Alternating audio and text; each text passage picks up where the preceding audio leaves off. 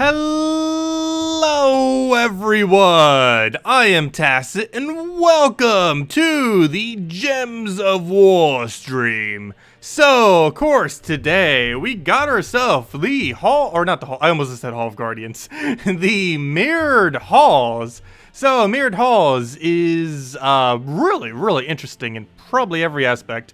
Has a wide range of troops that will be able to be used for various mechanics, while not meta, still be adding mechanics that we haven't really seen before in the game. Really creative pure faction, but the most important part is, where'd it go?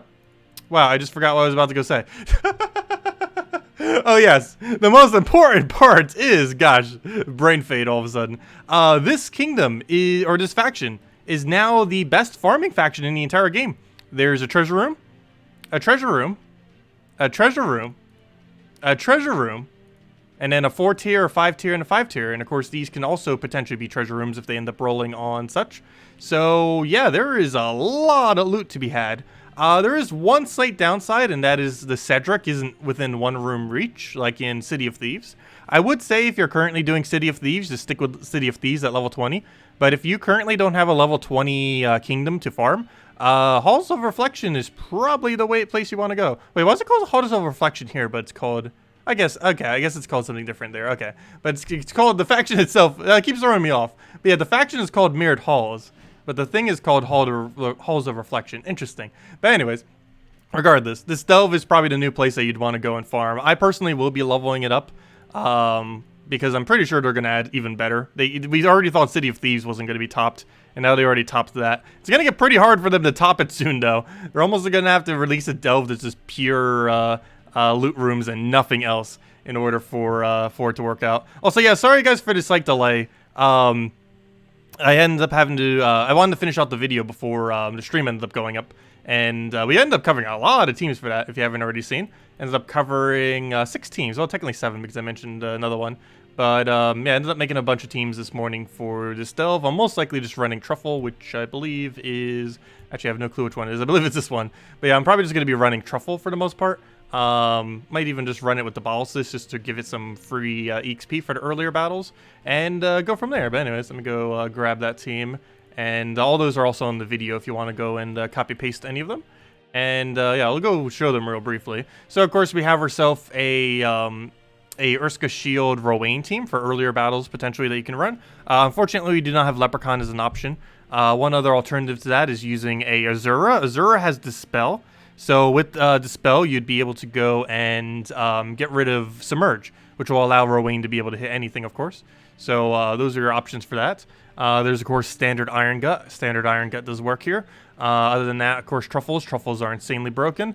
We also have ourselves a really low-level team if you have absolutely nothing that can run the high-level range. Running Mang with Apothecary, Cockatrice, Dragonia Monk. Pretty solid combo. So if you have literally nothing, that's ultra rare and below. So pretty much everyone has that. And other than that, Pure Faction, which is just one of each. Your team will not end one of each. I need to probably cover this as its own video, just because it's going to be so ridiculously complicated. But basically, the whole premise of Pure Faction in this team is you'll start with something like this. Try to survive the first battle with this team, because you want to use one of each just so you have slightly higher stats. But then you need to go and basically look at your delve, figure out where the most useful upscaling troops are, as far as like score reduction or instant kill mechanics and stuff like that. Go and copy them using Doppelganger and Mirror Queen, since Doppelganger gets to copy a enemy, transforms into them, while Mirrored Queen gets to copy them at a 50% chance with a summon. But you'll be able to go and basically recreate your team into anything in the entire delve, meaning that there is essentially an infinite number of, or not actually infinite, but, you know, a ridiculously high amount of number of team compositions they can actually have for this Pure Faction, simply because you can copy out enemies, and then you have that enemy for the rest of the delve, assuming it, of course, does not die. So, it'll be really interesting to see how Pure Faction pans out for this delve. Really creative concept overall. But yeah, the two most noteworthy things outside of delves for this faction is mostly Doppelganger and Mirrored Queen. Doppelganger is basically like a Ditto. You get to copy an enemy and just become them. This is going to be particularly good for testing mythics. So if you haven't actually, if you don't have a mythic but you want to test it, you can simply just go find it in PvP, go use the doppelganger to go and copy it, and just build your team around that mythic. So basically building it as if the mythic is there, but putting in a doppelganger there, copy the enemy's mythic, and then boom, you just got yourself the mythic to go test. So it'll be pretty interesting to see how that pans out overall, as a really, really interesting testing troop, if nothing else. Yeah, I don't think it's going to be like meta for anything, obviously, but still, nonetheless, great troop to have just for testing stuff. And other than that, Mirrored Queen, of course, with Mass Reflect. It is the best reflector in the game, and for that reason, it's going to be pretty commonly used. It does have a summon too. Unfortunately, it's not 100% summon. However, you can summon mythics, specifically whatever mythic you want off the enemy team with this. So it could have a lot of potential. Also, as you can see, I still haven't actually upgraded it yet. I was a bit low on shards, so I still need to go get those two upgraded to get 13-star Glacial Peaks. Of course, these troops are associated to the Glacial Peaks. Don't try selling me stuff. To the Glacial Peaks kingdom. Which I believe can currently be 13-starred once we get this upgrade. I don't think it can go any higher than that. It's either 13 or 14. I'm pretty sure it's 13. But, yep, that's all for that. But anyways, guys, let me go and go through chat, because there is a lot of chat that I have not read. So let me go through that real quick, and then we'll go mess with the faction and get into things. Gosh, there's so much chat right here. Let me go all the way back to the beginning. Hello, Itty Bitty Unicorn. Hello, Isabel. Hello, Snake Team. Also, I'm probably going to re-mention names, sorry. Hello, Jason. Hello, Drock. Hello, September Black. Hello, Snake. I already did. Hello, Gustavo. Hello, Zeddicus. Happy Friday. Hello, Liz Lawrence. Let's see who else is in chat. Hello, James. Hello. Also, we will be streaming on Mixer soon. Hopefully, I'll have that set up by tomorrow. We'll be doing it both here and on Mixer, but I want to start testing that soon. And what better time than when messing around with factions? Hello, T-Duck. Also, I hope to be done with the faction by tomorrow as well. Though it might be done on Sunday like we normally do it. Because normally how it goes is like, I'll do a good bulk of the lower battles today. Then we get like all the good mid-range down almost to like a little past 400 on tomorrow. And then I just like end up doing pure faction and finishing it out on Sunday. That tends to be how it always ends up going down for the most part. Hello, Panos. Hello, Steve. Hello, Explosion. Is there any good soul farming team that uses one Fairish Ra? Yes, the team is Dragon Soul, Fairish Ra, any Necromancy, ideally, what's his name? Why, I forgot his name all of a sudden. Oh no. I forgot his name. Azarus. So it's Dragon Soul, Fairish Ra, Azarus, and Umberwolf. You can also use Hero in last slot with Purple Storm instead of Umberwolf if you want. But that's the best soul farming team that only uses one Fairish Ra. You can also end up doing Fairish Ra plus World Breaker combo if you want to do it in PvP. And World Breaker is actually available in Soulforge right now. So that's a thing. It's not as good, but it's an option. Hello, Vladimir. Hello, Key Lime. Anticipation intensifies. Let's see. Hello, Hold Up. Hello, Charles. Hello, Donald Duck. Hello. There's a lot of hellos today. Hello, Chris Border. Let's see. Hello, Popsky. Oh, yeah, I miss watching cartoons on Saturday mornings. I used to do that like every Saturday morning when I was a kid. Hello, Cameron. Hello. Hello, Vangor. Glad you could join us again. Hello, Natural Spook. Let's see, did I miss anyone or any other questions? Also, if I missed any questions, feel free to leave it in chat. I'm pretty sure I'm skipping over some on accident. Hello, Natural Spook. I already said that. Hello, Ulfer. Hello, Herdish. Hello, Hellmarch. Hello. There's probably someone I did say hello to. Hello, Iceblade. Hello, Oscar. Hello, Grant. Hello, Analyst. Let's see. You have other stuff to do this weekend. And the last time you tried to get to 500 in less than a full weekend, you wasted 2,300 gems. So should you keep it at level 20? Yes, this delve is really good to keep at level 20. It's the best delve in the entire game, assuming you're not running a gold farming team, in which case City of Thieves might still be slightly better in some delve instances. But yeah, Mirrored Halls is pretty much the best bet. So yeah, definitely go for Mirrored Halls. It's really, really good to keep low. I was even considering keeping it at level 20, but I ended up just deciding to go and upgrade it and do it as we normally do. If nothing else, it gives us something to do this weekend. Hello, Grant. Hello, Panos. Hello, Ice. And I don't know how to say it in the rest of that name. Ice Zero. Seems like your mic volume is way higher. That's good. Don't change it. Yes, I did end up adjusting it a bit earlier. One of the reasons why I tend to balance it a bit lower is mainly because if I have it higher like this, it tends to spike occasionally, especially when you're live streaming since you can't like post-edit the mic audio. But yeah, if it sounds, does it sound okay right now, everyone? Like, does it sound like it's spiking too much or anything like that?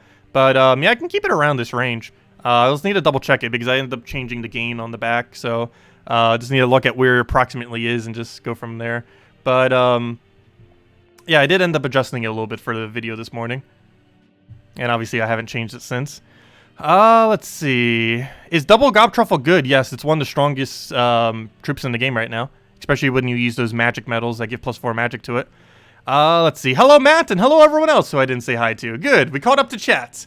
We've made it. Anyways, let's go do stuff now since we've just spent all that time chatting. Also, 5-year anniversary, pet, next Wednesday. It's right around the corner. Yeah, I believe they're starting the 5-year anniversary celebration next Monday, I believe. They haven't really given a date. But anyways, let me go do the normal faction. Let's go get our normal delves out the way. Let's just do Truffle. Oops, that is not what I want to do. Oh no, it saved it.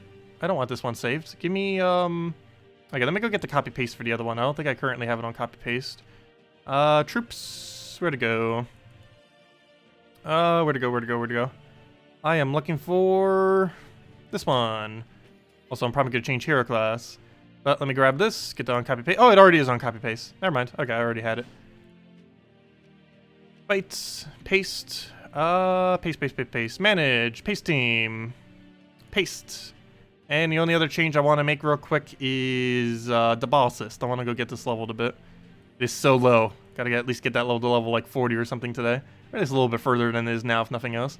Obviously, it's weaker than if we were to use other options, but I need the EXP. So hello, Jessica. Welcome.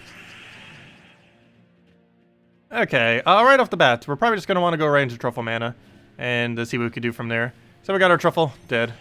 Yeah, I forgot. That's ridiculously quick damage. Oh, also, I'm not currently using magic. I probably should be. Oh, no! I just realized we never did get another, oh, no. We never got another, what's it called? We never got another, Nisha. So we currently only have a +4 magic that we can use. We can't use +5 at the moment. But, oh well. Let me go set that, actually. So let me go set ourselves a little bit extra magic. Where'd it go? Where did it go? There it is. Boom. And since we can't set a Nisha right now, since we're still missing the other one, and obviously we're not going to try farming all that right now, I guess we'll just put on a Cedric for now. Just for some cleanse potential. Oops. That's not what I want to do. There we go. So let's go with that. So 20% mana start, +4 magic, and a 10% extra cleanse per turn, in case we get like frozen or something. Alright, there we go. We'll just roll in with that for now.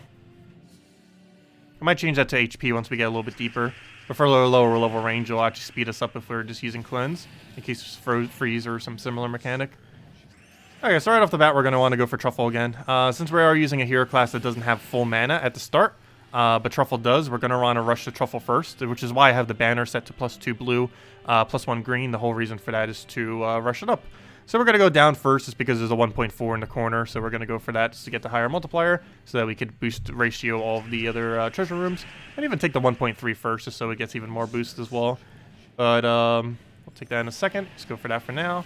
Unfortunately, that did not one-shot. Probably should have let him get the full mana. Of course, we currently do not have potion effects right now, given that we are doing it in the normal delve and not in the event. But we'll be doing the event as soon as we eat up all of our normal delves, which means we'll do 2 of them and then delay the other and go from there. Yeah, we'll take this. Actually, I should probably take it to 1.3 first. Not that big a deal, though. So if the medal is adding magic in additional to the Mirage Queen... Wait, what?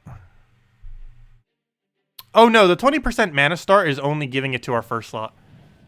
The way that mana start works in this game is, regardless of how many mana starts you have set, it will only take the highest mana start you have.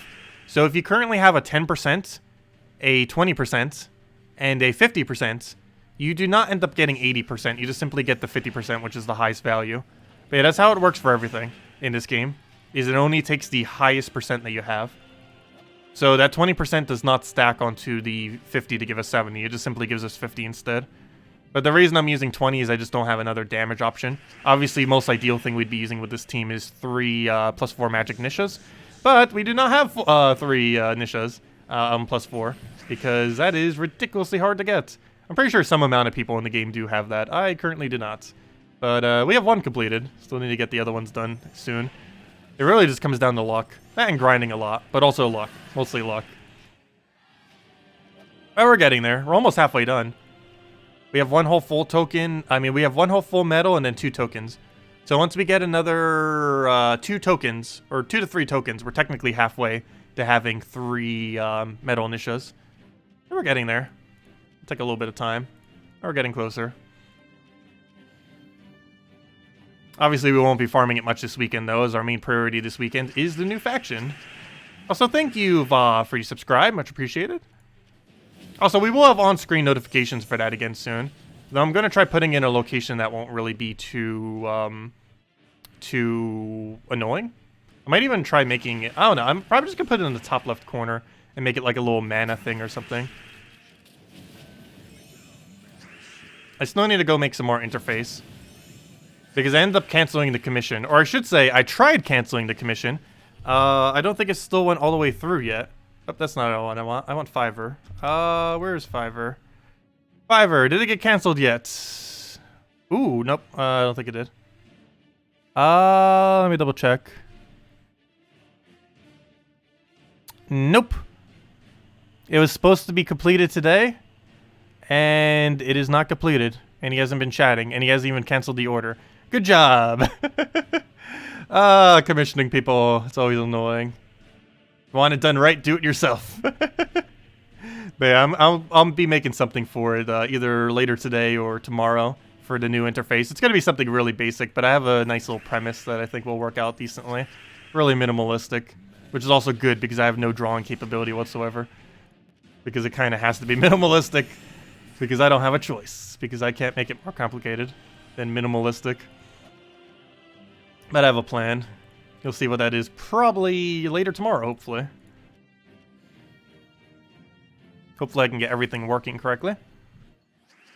And what's nice is it'll actually fit on this screen without me having to really change much. There might be like a slight change I might need to do, I guess. But I don't know, we'll see exactly how we end up doing it. Because one thing I really hate about interfaces, just in general, is any amount of interface that isn't just like a webcam ends up making the game smaller. Well, there's 2 issues I always have. One is, if you use a interface, like an overlay, you are making the game smaller for view, which is a big problem on things like mobile devices and such, making it even smaller than it already is. But I just hate when it's like not full screen. But the other issue is, if it is full screen, you have the issue of blocking stuff on screen. Like right now, I'm almost blocking like the attack and stuff. Oh, coordination. Wait. It's hard with a reverse camera, but you're like blocking stuff. And that's the other really big issue with having like actual webcam setups is if you have like a whole little box for your webcam thing, it'll end up blocking something on screen. Like you can't not block something. It's just going to happen if you do it that way. And you kind of have to find like a nice in-between trade-off between the 2. And I think I have one that will work. That will have enough room for the redeem code and everything.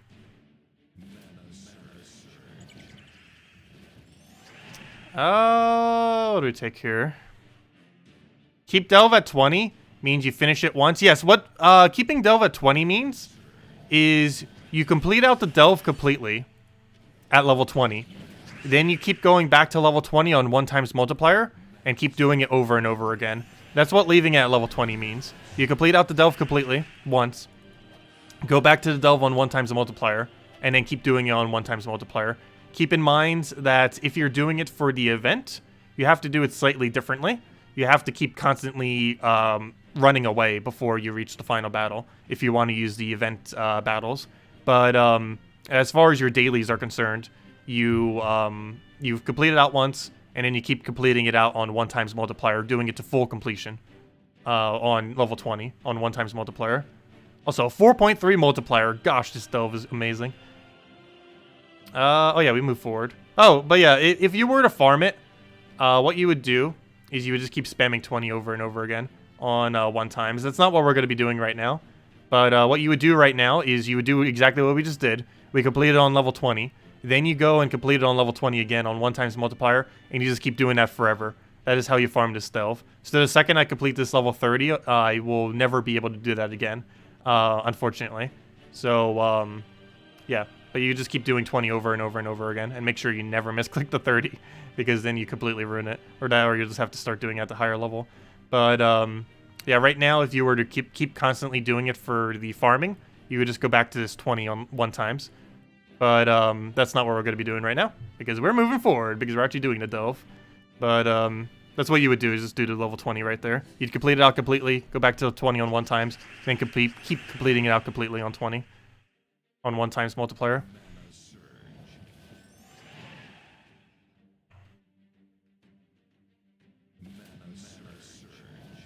Yeah, you can still do 20 on events, you just have to run away.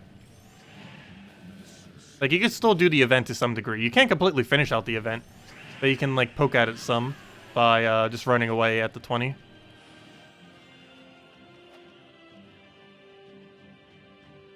Yeah, the reason why you keep delves at a low level is it's a lot quicker.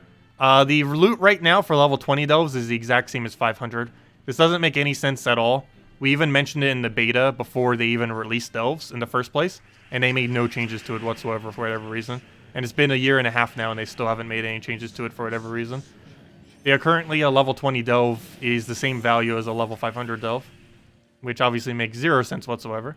Even if they increase the loot of level 500 delves, it's probably still better to do level 20s, just because level 20s are substantially quicker. Even if they made 500s have like 1.5 times or 2 times the loot, which would make sense if it at least had 2 times the loot to keep up the 2 times multiplier thing, which is even what I mentioned during the beta, before it was ever released. Just make it 2 times, or at least some multiplier higher. But they didn't do it for whatever reason, and it's still now an issue that they haven't resolved. But long story short, but yeah, even if it was a 2 times multiplier, it'd still be better to do level 20s, just because it's so much quicker to do a level 20 delve, and you will never end up failing a level 20 delve. Plus, you can farm hero classes on a level 20 delve. It just has so many more benefits to doing it on level 500, even if they were to substantially increase the loot of 500s. And with the loot not buffed, it's definitely worse, because you're basically just taking 3 to 5 times as much time to get the exact same loot that a level 20 will do.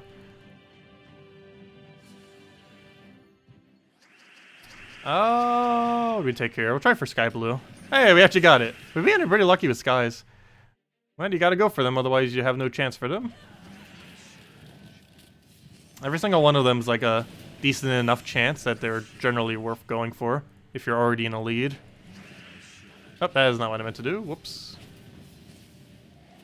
Yeah, let's go explode everything. Splody, splody. Oh, I need him to hit us with a skull if we can. I need him to get stunned, otherwise he's just gonna revive. Oh well, we'll just overkill him real quick and just truffle him. There we go. And now he dies to anything. Ha! Stealth. Nice one. Thank you. Yeah, definitely feel free to leave a like on the video. Definitely helps out a lot if you enjoy the content. Get that YouTube exposure. And as I mentioned, soon we will be streaming to both YouTube and Mixer simultaneously. See how that pans out. I will be slowly starting to make Mixer into my primary streaming location. We will be streaming both always to YouTube and Mixer once we do start doing it. Like, I'm never going to stop streaming to YouTube. But, yeah, we'll see exactly how it pans out. Give it a test, see how it goes. Because last I recall, you can partner with Mixer while still streaming on other platforms. They have no restrictions on that, to my current understanding. Okay, we have a problem right now. I do not have Dispel, do I? Because I'm using an incorrect hero class.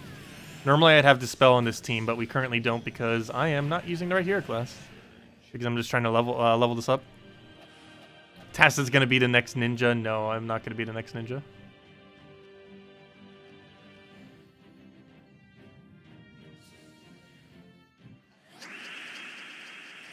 I'll take that over for now. But there's a couple reasons why we're going to be streaming over to Mixer simultaneously. One of them is that it's just a better streaming platform. YouTube is just definitively a bad streaming platform.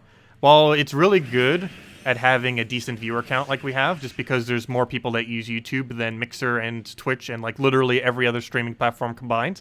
So there's more of a user base. The only problem is, for whatever reason, YouTube has no clue how to set up a streaming platform. They literally had to shut down YouTube Gaming several months ago because they are so incompetent at making a streaming service, which I have no clue how they can be, being a multi-billion-dollar company. But for whatever reason, they are extremely bad at it. And for that reason, I've just been considering finding another location for it. And Mixer, to my current understanding, does allow you to stream to multiple platforms at once, which means it would actually be a platform where I could go to that platform, make it our primary streaming platform, but still stream on YouTube, so that everyone who prefers watching on YouTube will be able to do so. That's one of the main reasons why I'm going to Mixer, because we can still keep up all of our YouTube stuff. So for people who just prefer watching YouTube, it won't even be any different, essentially. But we'll also still be on Mixer.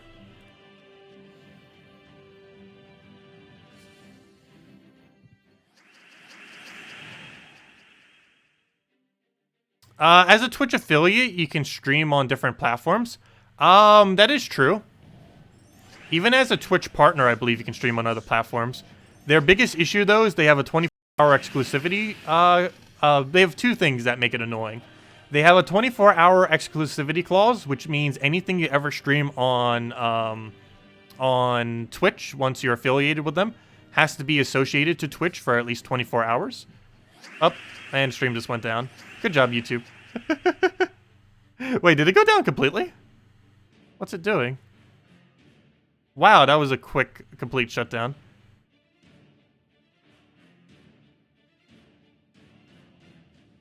What?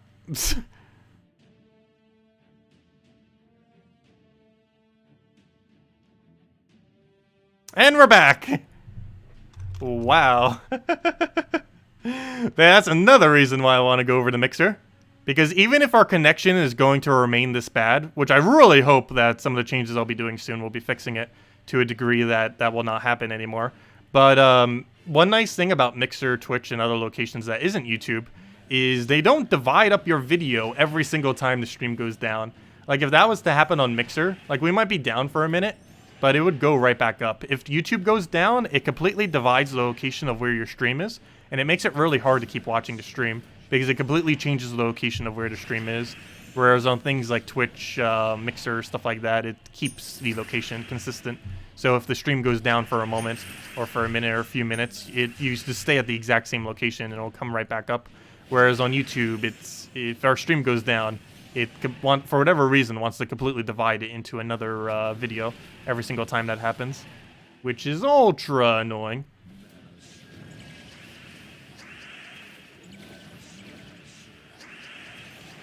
Ha! He just copied our truffle. So weird seeing the enemy being on a copy like that. Oh yeah, truffle might actually be really annoying to run at high levels here. Maybe I will run Iron Gut. Because one slight issue that we're going to have is they have Reflect, which is going to hurt us a lot when we're going through these delves. Oh, so I'm going to have to go down the skull route. Okay, I might need to actually use a proper hero class, because we need this spell so badly. Why is there so much Submerge all of a sudden? Of course, that's why we normally use the Dispel, but gosh, it's all over the place.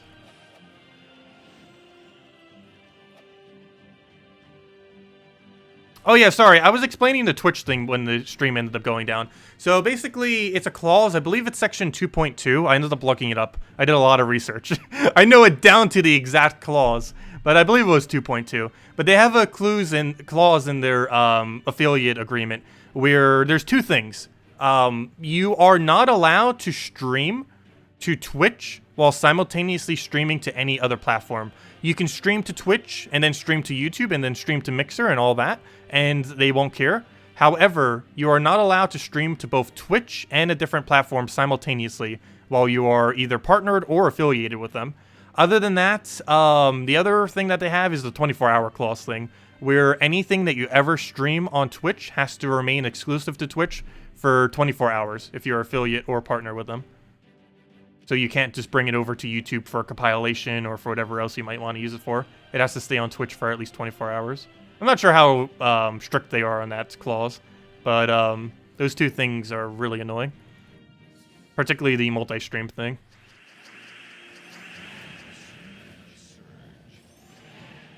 Let's see. Yeah, I tried Twitch. I tried it for like 2 months when we first started streaming, and then I stopped forever. Not a fan of the platform, personally. I still watch people there and support people there, but as far as actually streaming there, I'm probably never streaming on Twitch ever again.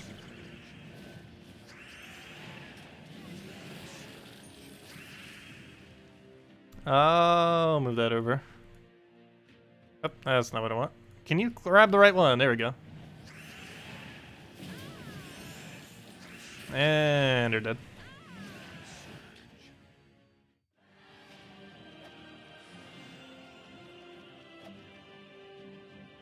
Yeah, I never did bother getting partnered with Twitch. I've streamed there, but I never bothered getting partnered with them. Or affiliated, I should say. I did try once, but our channel was so small at the time that it ended up getting denied. If I tried again, I could probably easily get confirmed. But I wouldn't want to. How long do we plan to stream? Probably for another 2.5 hours, assuming our connection does not drop. Haha, no, just kidding. But, no, we're probably streaming until we reach around the 200s or so. Which is, yeah, about 2.5 hours or so. Yeah, we'll probably go until we reach around the mid-200s, somewhere around there. And we'll have a code or two to stream.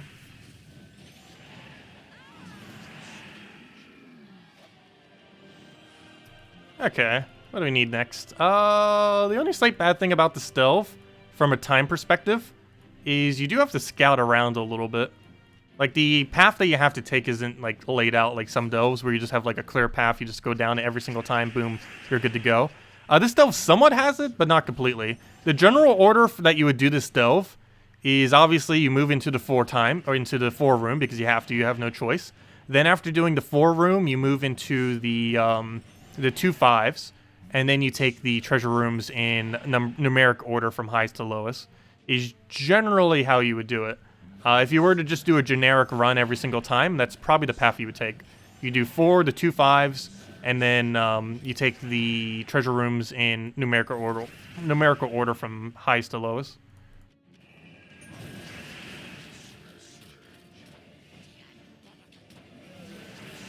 And he's dead. Actually, let's take a skull there.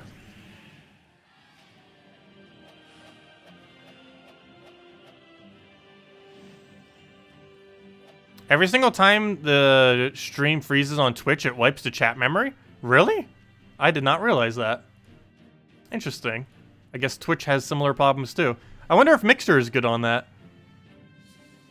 Honestly, I've never watched anyone on Mixer, so I don't know. Like, I browsed the channel before, but I never, like, watched anyone on Mixer. You know, like, sitting down for, like, an hour and actually, like, watching someone. Which is kind of funny, given that I'm starting to move to the platform. Also, we pulled it earlier. Like, less than half of you have ever watched a Mixer stream. And I am in that camp as well. Which is quite ironic, given that we're moving there. Partially moving there. You know, the stream's moving there. Our content's not moving there, though. All of our streams will still be on this channel as well as all of our videos obviously still being here. We'll go for this one. Are you able to remove medals from troops, and if you want to, or if you can? No, it is impossible to move medals from troops currently. There is no way to do that. They also aren't aware of how they're going to refund. I actually asked them the most recent Q&A stream how they plan on refunding troops once, let's say, a troop gets nerfed. Let's say Truffle gets nerfed and we had it upgraded. How will they refund our medals? They said they don't know. So what planning they had. Normally they plan far in ahead, but they literally said they have no clue how they're going to refund troops. So with medals. But yeah, well, time will tell. They literally don't even know, so we'll see. Yeah, I made sure to ask that last Q&A, and they literally had no answer, other than we don't know. You thought they would have thought that through a little bit, but we'll find out what happens when we see the first refund on a troop. We haven't gotten a nerfed troop in a while, so they haven't needed to refund. I don't think we've really had any refunds in the game for like over a year now. They have a refund option within the game itself that allows you to refund all the souls and traits, but it didn't ever refund Ascension. And it seems like we might have a similar issue with it possibly not ever refunding medals either. Well, we'll have to see when they do the first refund. Possibly when they nerf Truffle. They actually said they probably aren't planning on nerfing Truffle. They have mentioned before. That doesn't mean they won't, but they currently don't plan on nerfing him. Which means they are going to be power creeping like crazy if Truffle's the new standard of what troops are like. Because the only thing I still have concerns about with Truffle is it is such a consistent infinite loop. And they did so much effort in the past to basically purge every infinite loop from the game. And then they just casually add another infinite loop to the game. It's just really strange that they ended up doing it that way. I'll take that for now. Okay, we got double Truffle. We don't even need it, though. Also, I believe this is the last one we needed right here. And then we do this room, and then we can go move on to Delves. What medals do you suggest for Iron Gut? 20% Mana Star and 8 attack is what you normally run with him. Alternatively, you can also, of course, run 12 attack. But I normally run him with 20% Mana Star and 8 attack, more often than not. That's also technically easier to obtain compared to 3 Arachnia. I'm pretty sure most people have 3 Arachnia by now, but there's some people that might not be farming too much. Yeah, 120% with 2 Arachnias is your best bet, more often than not.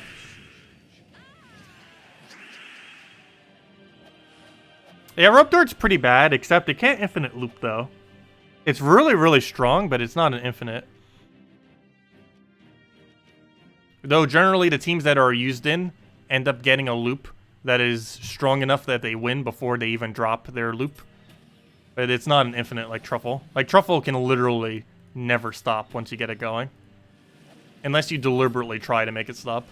But if you don't want it to stop, it can basically go on forever. Assuming the enemy has enough stats. Right, let's go grab all this. Get over Renown. And let me go and actually go do the event now. So all that, of course, was just farming the faction itself just to get rid of our dailies. However, let's go now and do the actual faction with our sigils and everything. So we're currently at 0 points. Obviously, we're going to want to take multiplier order. Oh, also, we ended up getting a really overpowered emoji.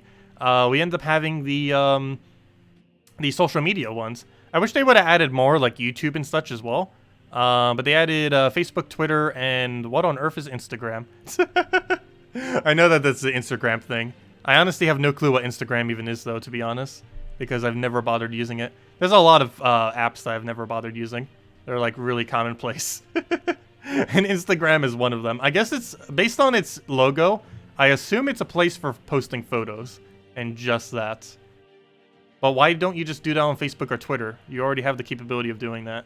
I don't know. Some social medias I just never understand. All social media I pretty much don't understand. Like, it would make sense, like YouTube, to have a separate location for where you put your videos. But having a separate location for your photos seems kind of strange. Well, I guess maybe if you're making like albums or something. I don't know. I guess there is some purpose to that. Especially if you're like an actual photographer or something. Because it would be easier to probably make portfolios over there. Rather than like having it on a website if you don't want to have to pay for a website. The websites are pretty cheap. But anyways. What was I doing? I'm building my team. I believe we just copy paste. Yep, let's just get Truffle in here. And just roll with this. Did we do a Sentinel? I think we go back to Deballistus just to keep feeding it some XP. Get that free XP. Make it a little bit slower, but it's a lot of free XP for our Deballistus, so it's worth it. So we'll roll with this for now until we switch it up. How would they nerf Iron Gut? They could make his mana higher. If they were to ever nerf Iron Gut, they'll probably increase him to 30 mana. People won't stop using him even if they increase it to 30. But if they were ever to make a nerf to him, it's probably a mana increase to 28 or 30. Though if they do end up doing that, that will make Zugoff better than him in several instances. Because one of the nice things about Iron Gut that makes it better than Zugaf in most situations is the fact that Iron Gut has a way lower mana cost than Zugaf. But if they end up increasing Iron Gut's mana cost too much, you'll just end up running Zugaf instead of Iron Gut in most situations, assuming that you have it. Of course, it's a pretty hard troop to obtain, but if they nerf it too much, it will just make it useless. Which tends to happen with a lot of troops. You have to be careful. I don't think they will nerf Iron Gut, though, to be honest. Truffle, I feel like they will nerf. Iron Gut, I don't think they will, though. Because there's ways they can indirectly nerf Iron Gut. Like putting more things that have Bless in the game in Delves. Like if they added more Bless to Delves, that would instantly end up nerfing Iron Gut without directly nerfing Iron Gut. Because it would make it harder for him to ever get a Devourer off. While still keeping him strong for things like PvP and such. Because if he ever got nerfed, he'd be useless in PvP and Guild Wars and such. But currently, he's still usable for them. He's not the best options for them, obviously, but he's still usable. If they raise his mana cost too much, he won't be.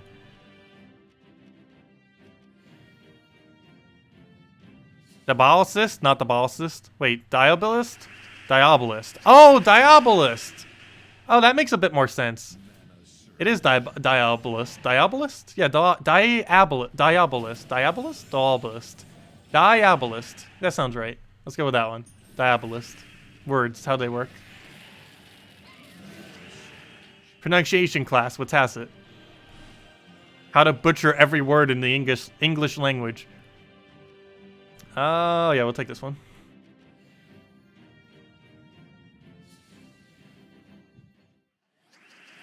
Didn't Gob Truffle used to be 16 mana? I actually forget if he has been. I'm pretty sure he's always been 17. I'm trying to remember, but I can't remember a time when he wasn't 17. Yeah, I'm almost guaranteed he's always had a 17 mana. I'm trying to think. Did he ever get a 1 increase? That's not really that much of an impact if he did, though. Like a 1 or 2 mana increase, while it can be a big impact on some troops, troops that have really, really high impact generally don't have much of an effect from getting a higher mana increase. Also, one other thing to keep in mind is whenever you increase your mana beyond 15, any mana increase beyond that has a lot less effect. Like a 1 or 2 mana increase can have a lot of effect if you're doing it to a troop that has 14 or less mana. But if you're doing it to a troop that already has 15 or plus mana, a few increase, like 1 or 2, is going to have almost no impact on the troop. Because you're already using a team that has to mass accumulate mana in order to feed it mana. So 1 or 2 extra mana to mass accumulate isn't really going to make much of a difference. However, if you're trying to, like Mountain Crusher, for example, if they increase Mountain Crusher from 11 mana to 12 mana, that would drastically nerf the weapon. But if they nerfed Truffle from 17 to 20, it would have almost no effect on it whatsoever. Because once it gets beyond a certain mana point, any mana increase, unless it's like an absurd amount, doesn't really end up nerfing it much. Because you're already using it in a composition that's accumulating that mana to excess.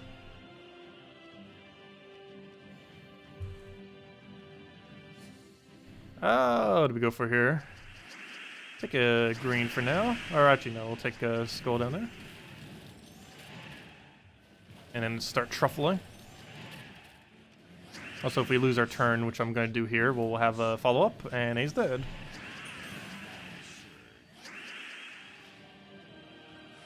Welcome to the pronunciation stream, where everything is pronounced incorrectly. Oh, Pure Faction for this place? Pure Faction is the following team. Let me go show it. It's this one right over here. Oh, never mind. I gotta go to my actual teams. It's this one right over here. Where'd it go? Also, all of them are shown on the video that we just posted as well, if any of you want to go check that out. But, yeah, this is our Pure Faction. I guess I'll go post it into chat as well. But here's Pure Faction for any of you that are interested in it. So I'm pretty sure most of you are far away from actually getting to that point yet. But it's Glass Golem, Doppelganger, Copycat, and Mirror Queen. The way that you run this team is the first battle, you try to not die on anything, which is why you run one of each. Your whole goal is to not die. Do not use your Doppelganger a single time during the duration of the battle. But you just want to not die on anything on your very first battle. And if you are going to lose something, lose your Glass Golem. Don't lose anything else. Then once you get to your second battle, you are going to want to see if your Doppelganger or Mirror Queen can end up summoning or copying anything useful. If the answer is yes, use Doppelganger for something that's good in second slot that can upscale, like instant kill, and try using your Mirror Queen to get a tank into first slot. Something ideally with like 50% score reduction. Then once you have that, one of the things to consider are things like Lamia, things that have charm effects. Basically anything that can upscale based on the enemy stats is what you want to run.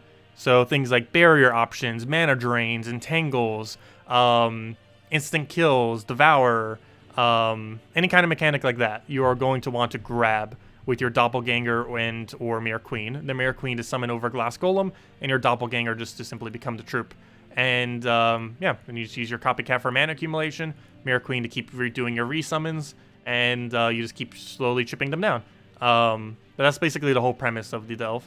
Do keep in mind, you do lose the bonus once you start copying other troops.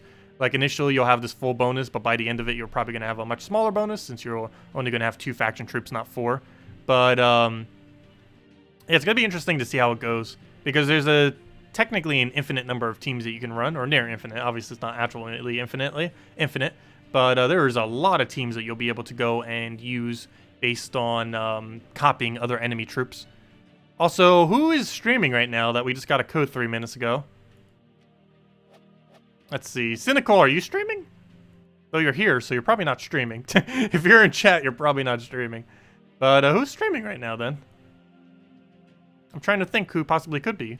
I guess Keyline might be right now. I'm trying to think. Let me check the old Twitch. Who's streaming here?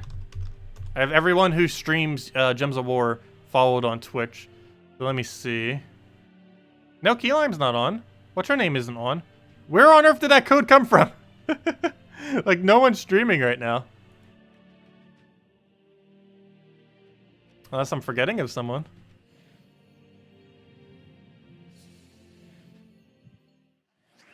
Oh, there is someone that streams in Russian, though. Maybe it's that person. I don't catch their streams just because I don't know Russian. But, I wonder if he ever contacted Salty to get codes. Because I believe he was streaming right now.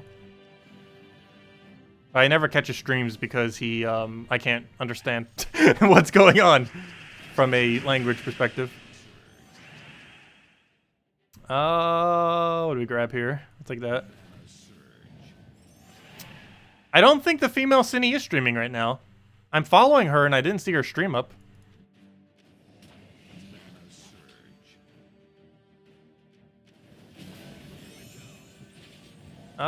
We'll grab Truffle there. Man Cine. I know, we have Man Cine and Female Cine. Both are amazing. Female Cine never catches our streams, though. Male Cine's always here, though. Also, that would be consistent with my statistics, though. I think we're still at like 90% male for this channel. Actually, I haven't checked it for a while. Now I'm curious. What's our percent male for the channel? Let's see, how high is this? I'm pretty sure our female percent's single digit. Let me see.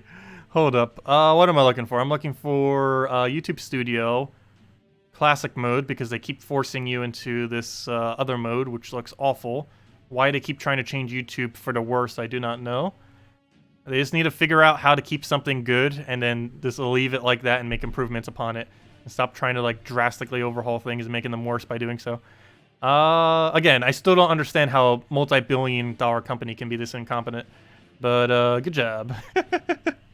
Anyways, what am I looking for? I am looking for statistics, analytics. Let's see, what's the percent these days? No, go to my analytics. Stop trying to get me to do some... No.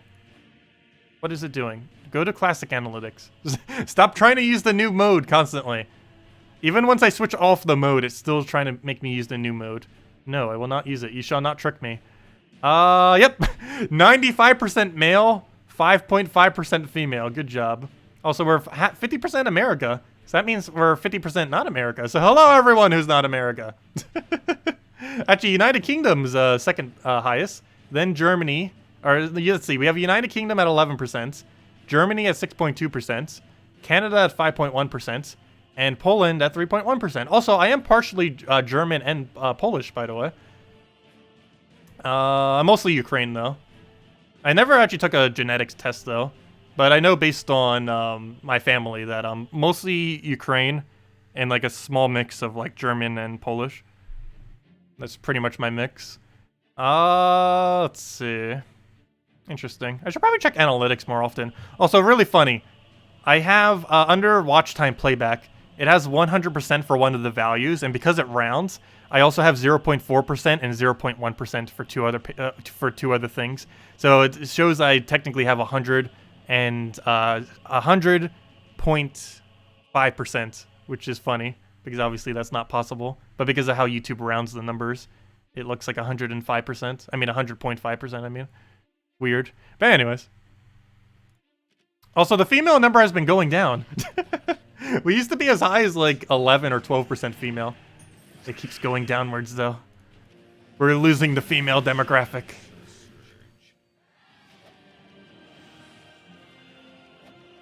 Oh, what do we grab here?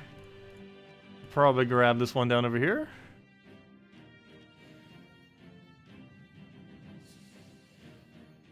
Is someone 95% male and 5% female? Gender fluidity. Let's see. We'll go for that for now. And I'll just kill it out. Oh, which one do we need here? We got 1.3, 1.3, 1.3. Oh, wait, sorry. I just read that as a 1.3 and it's not even a 1.3. Good job. But we'll take this one, take bottom left, bottom right, and then top left. Now, Gems of War has a pretty big female player base. If I'm not mistaken, the player base of Gems of War might actually be more female than male. Only the devs would know that statistic. But I'm pretty sure the player base of Gems of War is almost more female than male. It's just the people that watch this channel are just mostly male. I'm pretty sure Salty Stream shows a better range of that.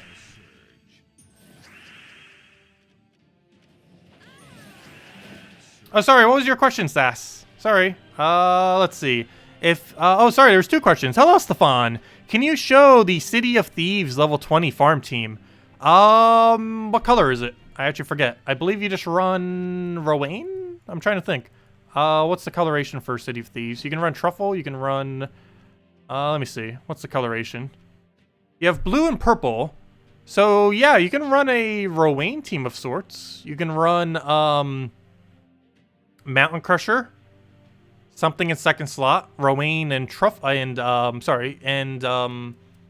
Leprechaun. You can run a Truffle Quick Rush team, which is double Truffle... actually, you probably wouldn't even need double Truffle. Well, I guess you can still run double Truffle. But, like, Hero, Truffle, Leprechaun. Sorry, I missed one. Wait, what's the other troop then? Oh, Mirage Queen. That was the one I was forgetting. But yeah, you can run Hero, Truffle, Mirage Queen, Leprechaun, and run it like that. So you half mana start to Truffle, rush Truffle, and then boom, dead. With enough magic bonuses, you should be able to one-shot everything from the Delve between faction bonus and any medals that you might have. But, yeah, or you could do a Rowan rush team with Leprechaun. But the general premise of your team is either Leprechaun into basically one damage source is what you want to run. So Leprechaun into Rowan, Leprechaun into Truffle. Pretty much Leprechaun into anything that can one-shot the entire enemy team in one cast is what you want to run. Which specific method you want to use is basically based on whatever you feel like using, or what hero class you want to level, or anything like that. But yeah, you're generally just going to be running Truffle into some damage source. Likely either Rowan or Truffle. I think Rowan might actually be the better route, since you can armor buff it. Also has a lower initial mana cost. And you can still Mirage Queen mana start it as well. Anyways, let me go and keep rolling with this. Oh, sorry, also I missed the other question. If you get other troops with Pure Faction team in the second battle, like you said, will it still count as a Pure Faction team? Yes, it should. It 100% should. Because the only check for Pure Faction, to my understanding, is did your team start as Pure Faction? And if the answer is yes, then by the time you get through and complete out the delve, it should still count as Pure Faction. I actually haven't tested that yet, but to my understanding, it works similar to Bounty Hunter in that it checks your checks if you've meet the condition at the beginning of the battle, and then if you end up losing the condition, it doesn't matter, because as long as you got it when you first started the delve, it's fine. And I'm pretty sure that's the same way that it works. I am not 100% certain because I haven't actually tested it yet. But as long as you started with Pure Faction, it should count as Pure Faction, regardless of what your team ends as.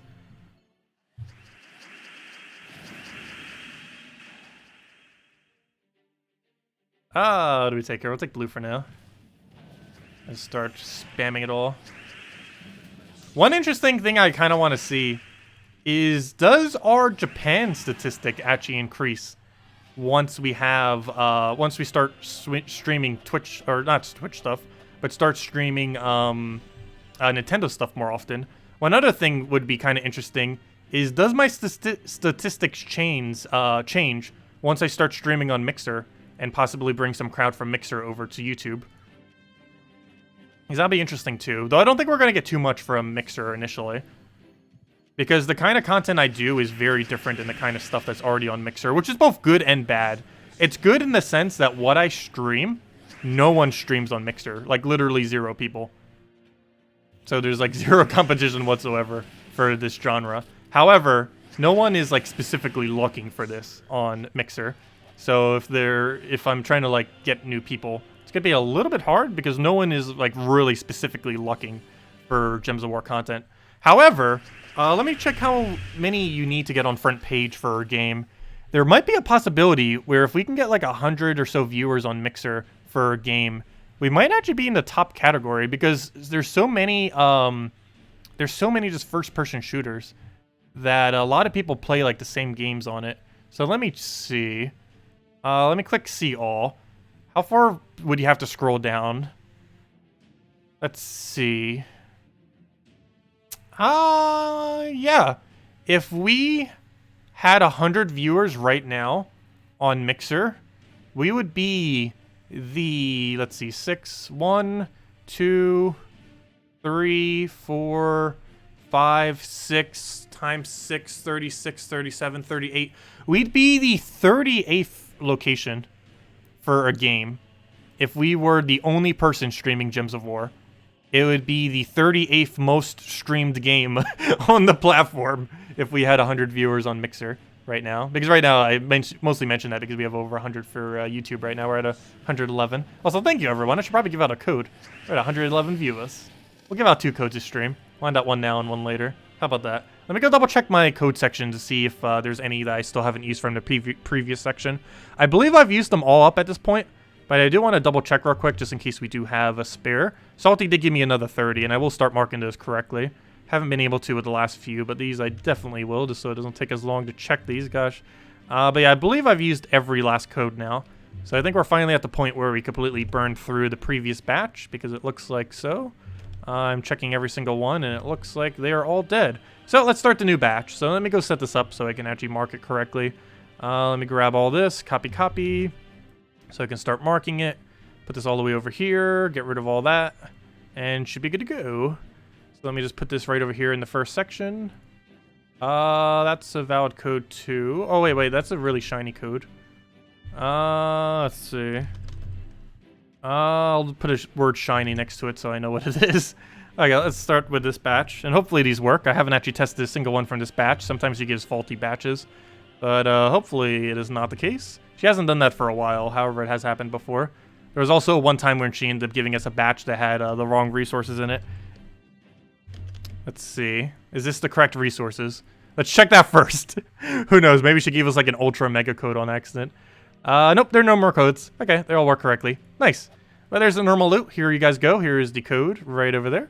Use it on gemsofwar.com underneath the game code section. Just simply click that link and it'll bring you there. Your invite code is underneath your settings menu, whatever your game says there. Redeem code's right over there in chat. Just go copy paste it and give us the same reward as always, as you can see on screen. 2 treasure maps, 1 gem key, 200 souls, and 2,500 gold. And it only works on PC mobile version. Enjoy, everyone. Also, hello, Limar. Welcome. Anyways, let's keep continuing with the faction and go from there. Take out this final battle for now. Am I on Mixer yet? No, not currently. We're probably going to have that completely set up by tomorrow night's stream. I was hoping that I could have it set up by today, but I wasn't able to get it done. But we will be doing that very, very, very soon, TM. Yeah, I hope by tomorrow night or tomorrow morning stream, probably tomorrow night stream realistically, we'll probably have it set up to do our first mixer stream. It's mostly just going to be a test stream. I feel like Monday will be our like real first mixer stream, but I will be testing it probably Saturday night and Sunday night just to see how it goes. Mostly just adjust settings. Because it'll also be the first time I'm ever multi-streaming. And I do need to adjust some of my settings for that. Just so it runs a bit smoother. You just installed Mixer today. Yeah, everyone get your Mixer accounts prepped. Actually, I haven't even made my Mixer account yet. I need to go do that. Mainly because I don't have a Microsoft account. So I need to go make like a whole account with them. I wonder what else that account's used for. I guess if you're using Xbox, you would use it for that. And you might use it for, I don't know, maybe Dropbox? I forget. What else does Microsoft own? I know it's a lot. I just forget what the full list is.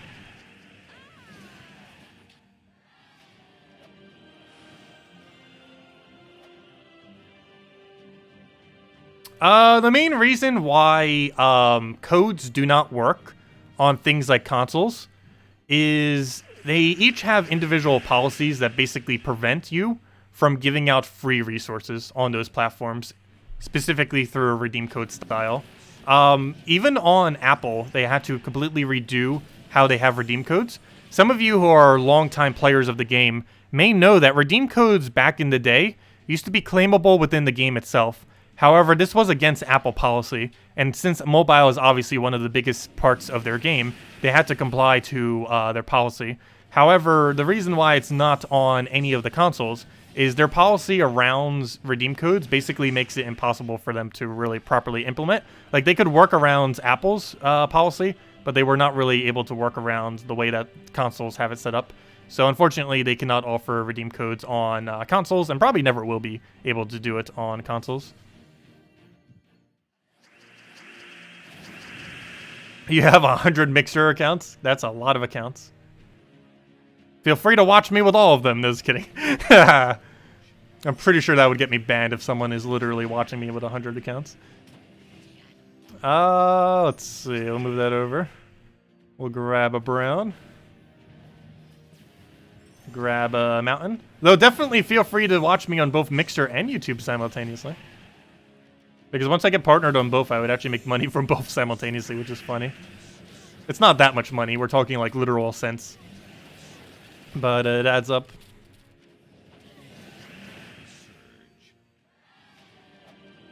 Let's see. I'll go for this one for now.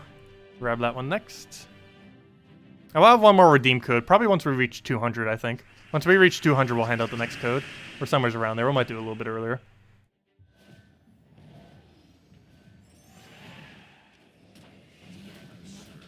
And just mountain crush everything. Forest Troll, yes, you can use Forest Troll. The main reason I'm currently not using Forest Troll is I'm trying to level Diabolicist right now. Yeah, Diabolicist we currently have at level, what level is it? There's two reasons why I'm running Hero though too. Right now it's because I'm using it for Diabolicist free EXP. But the reason I want to keep Hero on this team, even though Forest Troll is technically better from a mana loop perspective, is because I want to have Dispel. Currently, we don't have Dispel because obviously we're just using Diabolist in order to farm EXP for it. However, we will be able to go and use the Dispel once we switch to a different hero class. And with that Dispel, we will be able to go and get rid of Submerge, which currently isn't being an issue. But whenever it pops up, it's going to be very, very annoying because it will substantially decrease the rate at which we can win the battle, since the merge will end up making it so we cannot do damage with Truffle, which is obviously a big issue, as Truffle is almost the entirety of our damage source. We can Skull Spam a little bit, but that'll be annoying to do for every single time. But yeah, I'm currently leveling Diabolist just because, or Diabolist, I keep saying it incorrectly, but I'm currently leveling Diabolist because it's our lowest leveled hero class. We don't even have it at 40 yet. It was the one that came out while it was on vacation, which is why I have it so underleveled. It's a really useless hero class though too, which is also why I have it so underleveled. Is this class bad? Yes, it's one of the worst classes in the entire game. Could arguably even be worse, though. I think Knight is still overall worst. It's like top 3 worst clear classes in the entire game. It is super, super bad. There's no point in ever using it other than to level it. Which is what we're doing right now, of course.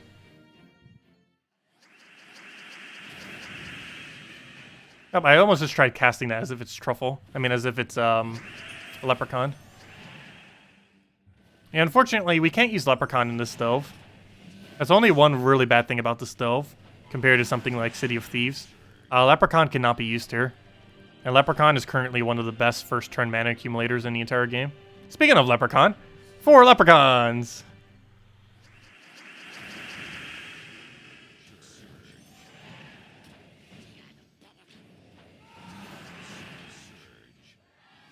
You got your mixer set up. Also, I still have no clue how those sparks work on Mixer. I still need to like look up how on earth that works. They have 2 things, sparks and emblems. And embers. Sparks are kind of like... if sparks in a way, basically imagine a like button. But imagine if you could set a number to that like button. Is basically what sparks are in a way. You constantly get sparks from watching streams, and then you can use those sparks to do like emoticons and just help support the channel. And it's basically like a like button in a way, where you can set like how much you want to like set a like in a way, kind of. Is basically how I view it. Once you get a certain amount of sparks, you also get more money from emblems. And emblems are not, I'm going to keep calling them emblems. Embers. You get more money from embers. And embers are basically like Twitch's version of it's basically like super chats on YouTube or cheers on Twitch is basically what embers are, and they're basically just like a currency that is basically money equivalent. And the reason why sparks are useful is sparks makes a streamer actually gain more money from emblems.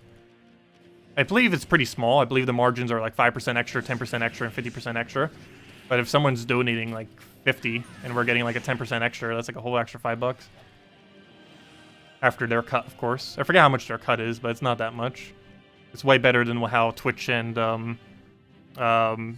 it's way better than how Twitch and YouTube has it set up. I'll take that over for now.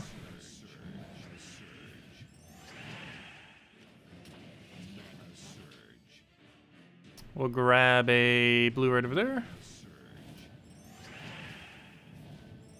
You have 100,000 sparks? Gosh, I have no clue if that's a lot. It sounds like a big number. I honestly have no clue if that's a lot, though, because I'm that big of a noob at Mixer. It sounds like a lot. I'm not sure if I can even have it enabled to be able to claim them until I get partnered, though. Or until I get affiliated, or whatever their program thing is. I do know that I can bypass their process by having 100,000 viewers per month on YouTube. The only problem with that is while I normally have over 100,000 viewers per month on YouTube, currently I do not, because I was off for 2 weeks. So during that time, obviously, I was getting less views, even though I was still posting a few videos. But overall, I was getting less views than I normally would be. So if I can get back to that, I really need to try pushing for that over the next few weeks. So if any of you feel like watching my videos a bit more often, feel free. I think we're currently at like 85,000 over the last 30 days. And to bypass their partnership program, you need to have 100,000 viewers on your YouTube as one of your options to bypass their having to be on Mixer for a while. Let's see. But yeah, we'll get it set up as soon as we can, as far as being affiliated with them. I hope to have it done by the end of this year, being affiliated with them. Ideally, I want to have it done by the end of this month, being affiliated with Mixer.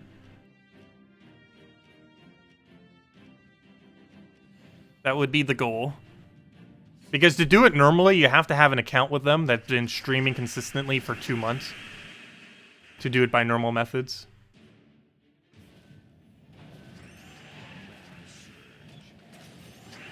But luckily, we have such a high retention rate for YouTube streams, as well as for YouTube in general, as well as viewer count, that it should be fine. Just need to get that viewer count back up a little bit.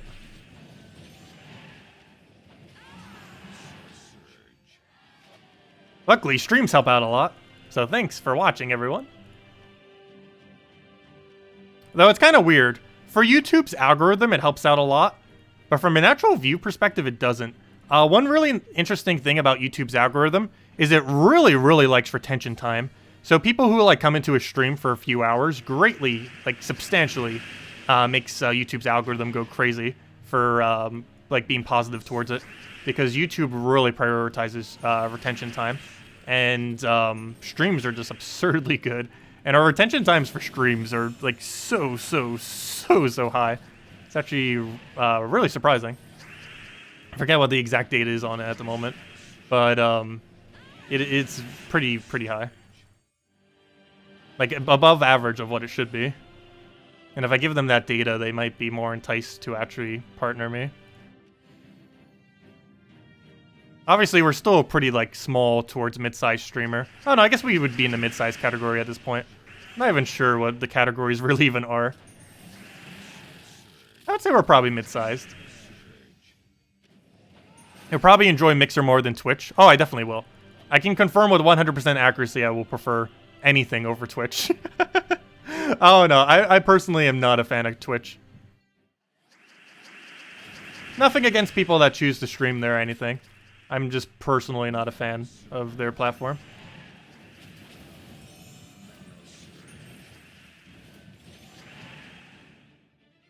Let's see. Is it better to upgrade treasure and then level delves up, or vice versa? What do you mean by upgrade treasure? You mean upgrade your horde? You should always upgrade your horde to level 100 at minimum.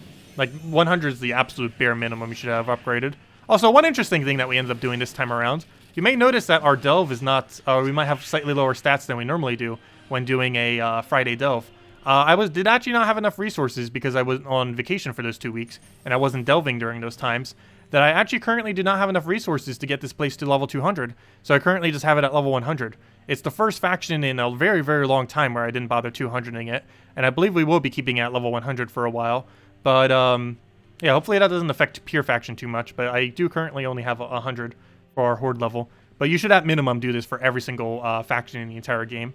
Get them all to 100. Initially, you should get your farming faction to 100, and then get every single kingdom to quality 10, doing it based on whichever one the next Tuesday event is on.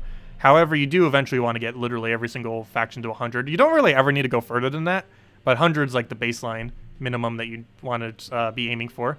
Anything beyond that you don't really need, but you do want to get that, as that gives you the max of renown per faction. And you can end up getting a lot of renown for that. There's, what, 15 factions right now, if I'm not mistaken? I believe it's 15. And let's just assume it's 15. With 15 factions in the game, that's 500 each. That means you're getting, what is that, 7,500 renown just from upgrading every single kingdom to level 100. Plus you end up getting a lot more loot when you end up doing those delves, as well as just a decent amount of extra stats. So you can get through them a bit quicker. Also, speaking of extra stats, we are getting close to the life. That should be obtainable, if I'm not mistaken.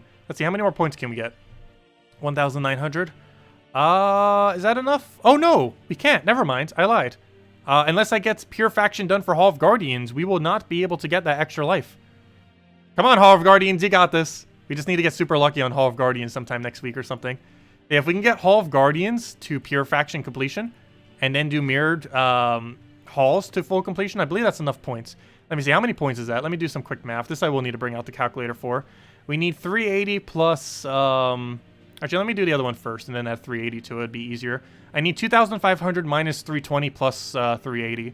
That's how many more points we'd have, and then I need to go compare that compared to how many we actually need, which is 36,000.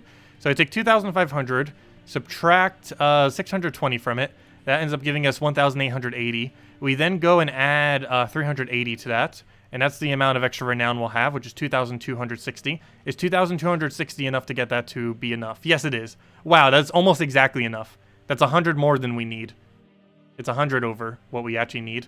But yes, if I can do pure faction Hall of Guardians and pure faction mirrored halls, which we definitely will be doing, obviously, pure faction mirrored halls.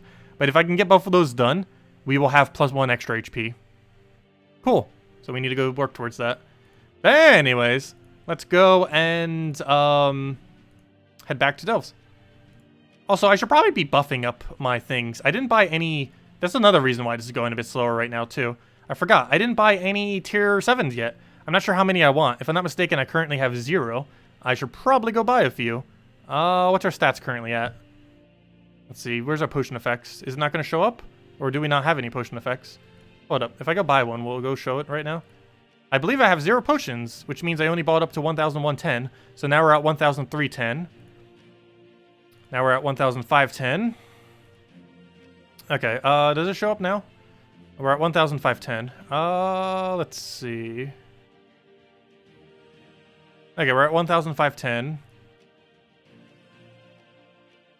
Actually, there's an easier way of doing this.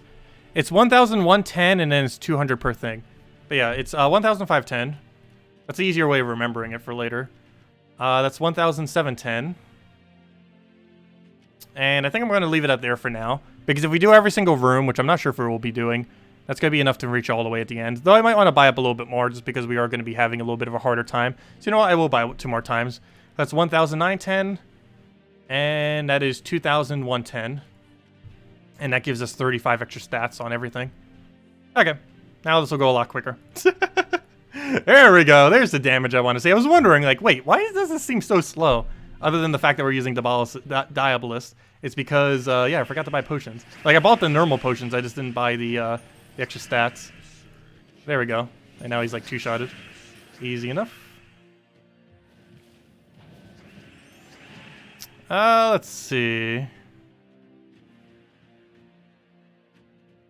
Mixer sounds like a swinger dating website. Haha. It definitely isn't. Let's see.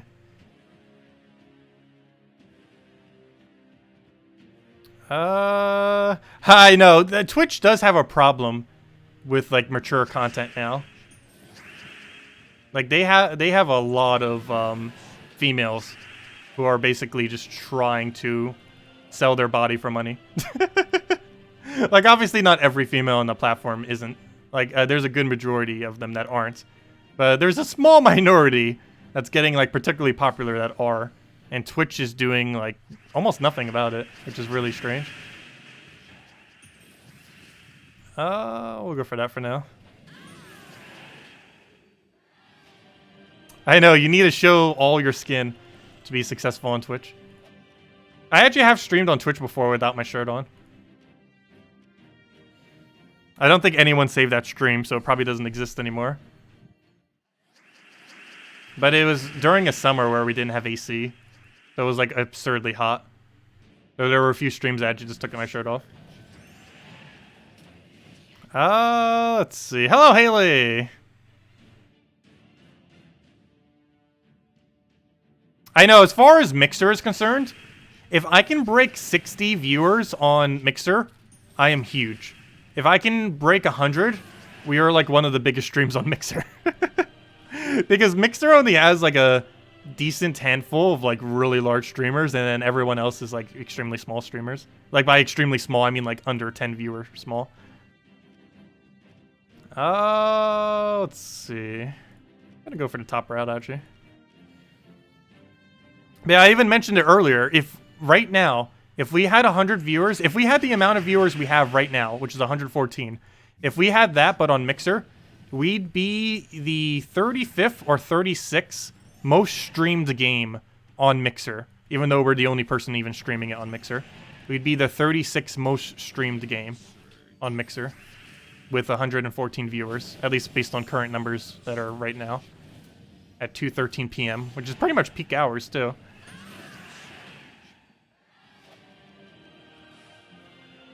We'll go for this. Oh, it's only a 1.2 though, but it's not a treasure room, so it's still worth it.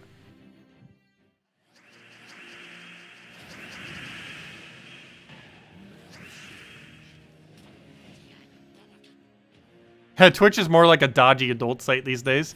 It is starting to turn increasingly more into that.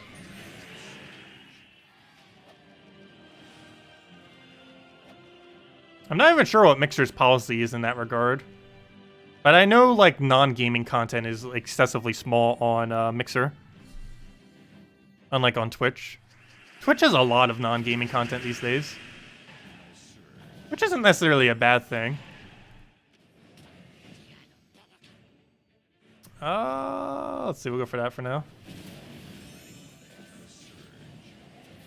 And it was clear everything. And then we just truffle to death. Actually, we'll grab that for now. And then we get double truffle.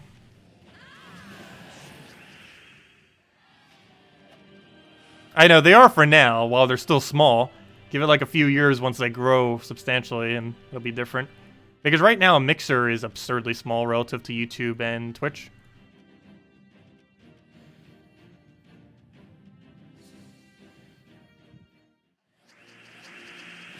But yeah, if we had half the amount of viewers we have right now, but if we transferred it over to Mixer, we'd be in like the top 5% of Mixer streamers. Maybe even higher than that. Even with half our current viewer base. So even if only a portion of people move down, it would still be enough. Also, one of their other ways to get partnered with them is to maintain 50 viewers for, I believe, 2 months. Like, to have an average of, like, 50 plus viewers. And I believe we could easily do that. Kind of. It depends on what kind of streams we're doing. The only problem is streaming every single day, our average viewer count goes a lot lower. Like, if I was only to do major streams, like Monday, Friday, and stuff like that, specifically to Mixer, we could artificially make our numbers really huge. Because, obviously, if we were to do it on a Monday, Friday, when new content comes out, we'd get an absurd amount of views relative to what our average is. But doing it, like, on a daily, like, obviously, like, let's say tomorrow night, for example, would be a much smaller stream than we would normally have. Like right now, we'll probably have like 40, 50 viewers or something. Just because it's at a different time of day and it's not covering as much content. We're just mainly just grinding delves at that point. Actually, we might even be done with delves at that point. We might just be grinding tokens.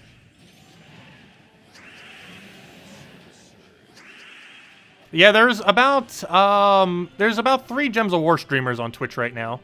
There's Salty, which is the community manager of Gems of War. There's Cinny, the female Cinny, which is friend of Salty. And there is Keylime, which recently just moved from YouTube to Twitch for whatever reason. Actually, he used to stream on all 3 at once, but now he's trying to become a Twitch affiliate, I believe. I haven't been able to catch his streams as much because I never naturally check Twitch, which is another annoying thing about Twitch, though that might also be a slightly annoying part about Mixer. But since we're streaming on both YouTube and Mixer simultaneously, that shouldn't be an issue. Because once you see a stream notification for YouTube, that even though it doesn't advertise Mixer directly, it's technically also saying, hey, we're over at Mixer, since obviously we'd be streaming at both. Which is kind of nice, because I'm not sure if Mixer actually has a thing where you can set, like, hey, I'm going to be streaming our next stream in X amount of hours. Whereas YouTube and Twitch does have those options. I'm pretty sure Mixer will eventually get that option. I don't believe it currently does, though. It might. I'm just not aware of too many Mixer features at the moment. I need to do research into it soon.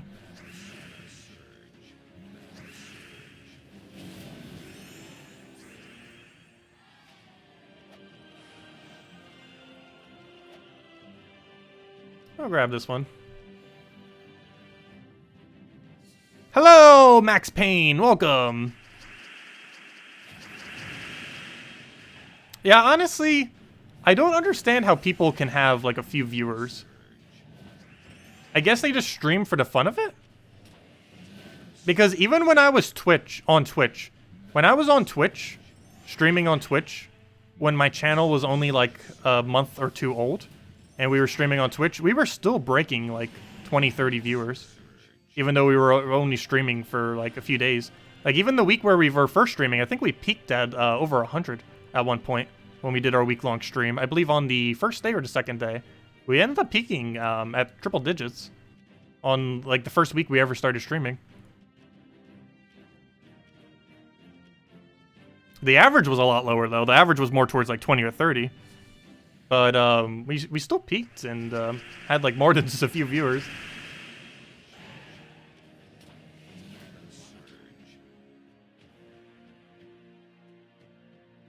Yeah, I guess it's people that just go into it thinking that they can make easy money. I can guarantee you from experience that streaming in YouTube is a lot harder than it seems. Like, on the surface, it seems really, really straightforward, easy. And to a degree it is, because it's really flexible. And you have a lot of... There's a lot of options as far as how you can go about it, depending on how much you want to work. Like, you can put in a little bit of effort or a lot of effort. But it is a lot more work than you might think. You can put minimal effort into it, but as far as what you need to do to grow and everything, it can become tiring after a bit. What do we take here? Why some people actually even end up burning out from it. I feel like I've had like partial burnout, but I've never felt like I've like burned out to such a degree where I'd be like, okay, I'm never streaming ever again or something like that. I've never burned out that much yet. Let's see, we'll go for that for now.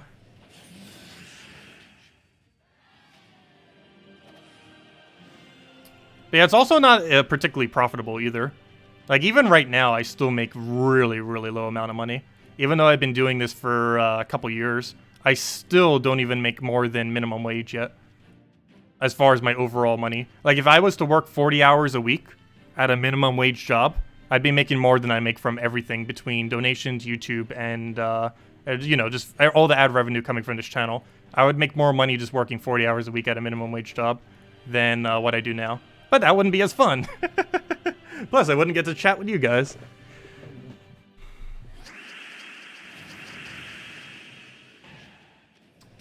Let's see. What do we take for now? We'll grab Mountain Crusher for now. Thank you, Chad.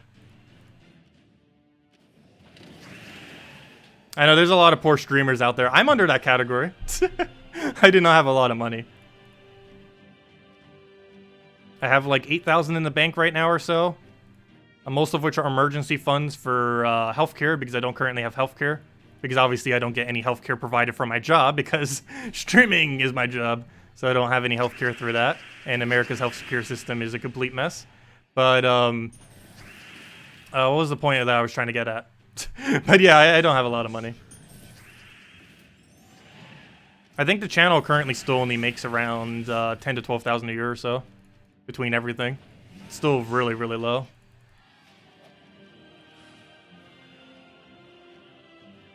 Because even though minimum wage... Actually, what is minimum wage? I forget what tax comes out to it on it. I believe it comes out to about 15%. So let's just calculate out for 15%. But yeah, if I was to have minimum wage... Let me see. What is minimum wage right now? It's $7.25. I'm actually curious. What is this compared to what we're currently doing?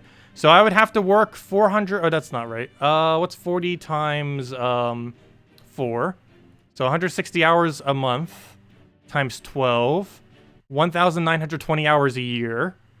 So take 1,920 and we times that by 7.25.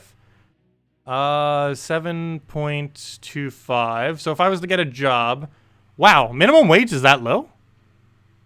Yeah, that reminds me why I don't have a job. I forgot. Because I live in South Carolina, minimum wage here is horrifically bad. If you were to work full-time, 40 hours a week, every single week, with no vacations, no nothing, it would be $13,920, and that's not even counting tax. So that's before, like, that's not even counting tax. Like, it's probably even less than that. So that's like almost poverty line levels working full-time. I forgot it was that low. Wow. That is low. But yeah, that's like $14,000 a year, possibly less, working full-time in South Carolina at minimum wage. But most jobs are a little bit over minimum wage, but most of them don't go higher than like $8 or $9 an hour. And quite a few of them are still $7.25. Let's see, we'll take that for now. Yeah, that is absurdly low. But yeah, we're almost at minimum wage. We're getting there. There we go.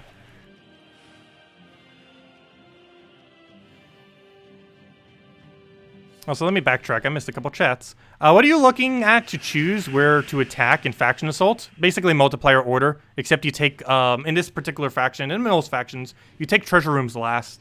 But right now we're basically doing, we're doing multiplayer, we're taking every room that isn't a treasure room and then taking treasure rooms in multiplayer order. Basically, we're taking the non-treasure rooms in multiplayer order, and then we're taking the treasure rooms in multiplayer order, is basically what I'm doing right now when I'm choosing my rooms. If you want to maximize your score, you should just take it entirely in multiplayer order. However, you do get a bunch more loot if you end up doing it in multiplayer order for non-treasure room and then multiplayer order for treasure room.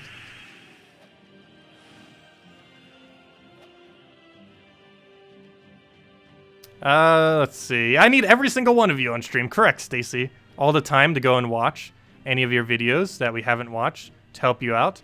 Well, generally, any view on any video has theoretically the same value.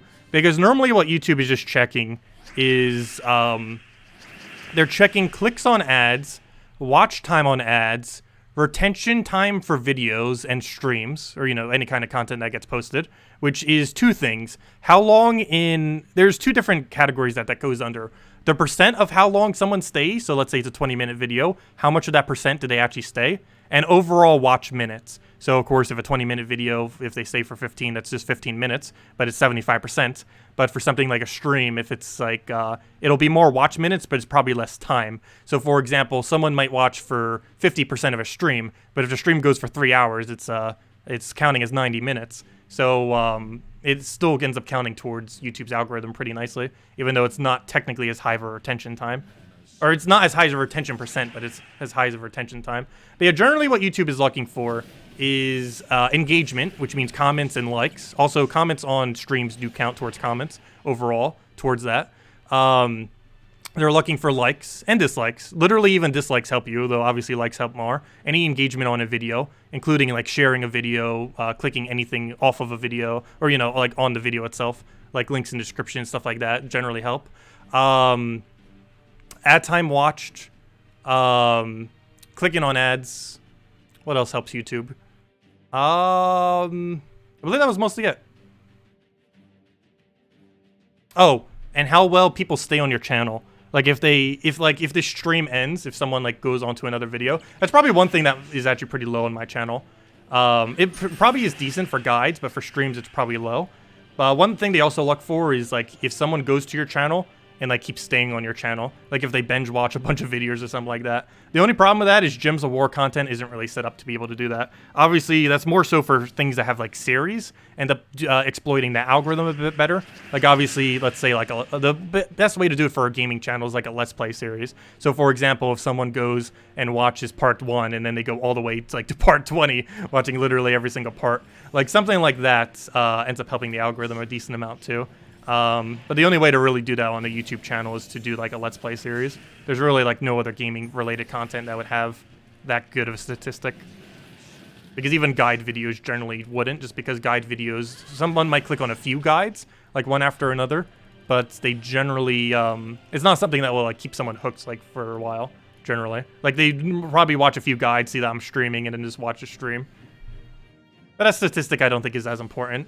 I know probably the most important statistic is comments, likes, which is why everyone always asks for them, and retention time. Specifically retention time in percent and minutes.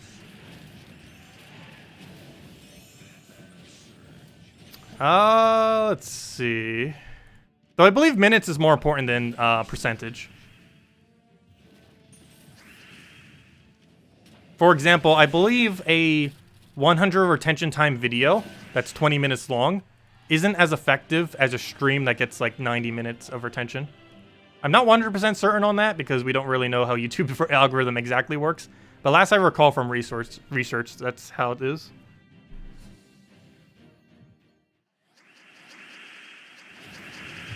Let's see, we'll take that over for now.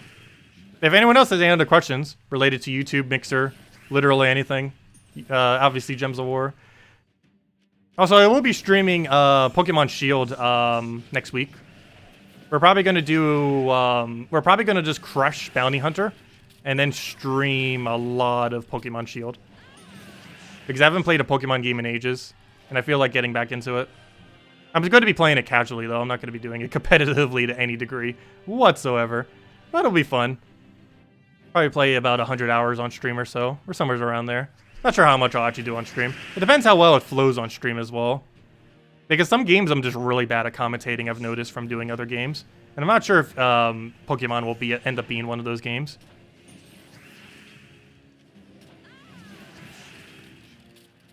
I tend to be good at commentating games that have a lot of action going on. And the only problem is Pokemon might have a little bit too much downtime for me to commentate properly. At least with how my commentation style is. Because I'm really good at commentating, like almost like the more esports kind of style. Like things that have a lot of action going on, like MOBAs, when we're constantly moving the board every few seconds and stuff like that. It is a lot easier for me to commentate than something that's a little bit slower paced, like turn-based. Even though I play a lot of turn-based stuff. But then again, I wasn't too bad at commentating Darkest Dungeon, I don't feel like. And now it's kind of turn-based. Though it's a pretty fast-paced turn-based.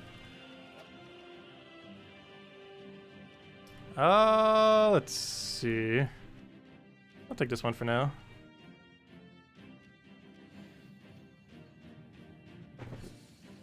But yeah, there's like 1.5 billion controversies occurring with this most recent Pokemon. It's pretty funny. I really don't care as a casual player, though. What do we take here? I'll grab that. Take the other thing down, get a mountain. And then we truffle to death. Actually, I'm such a casual at Pokemon, I'm not even sure what all the typing advantages are. I'm that big of a casual at Pokemon. I know like a few of the obvious ones. Like obviously water is good against fire. But some of the other ones I don't know. Like I believe ice is good against steel.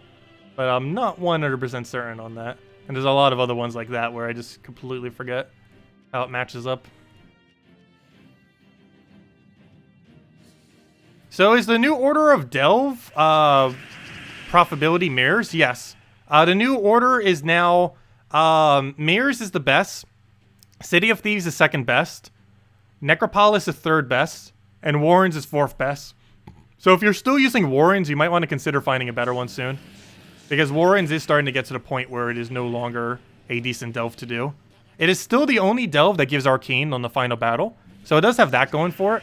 But it's starting to lose its value that it once had.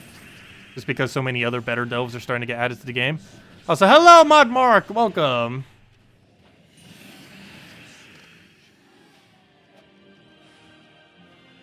Hey, that's another game that I'm not sure if I'll ever get onto on this channel.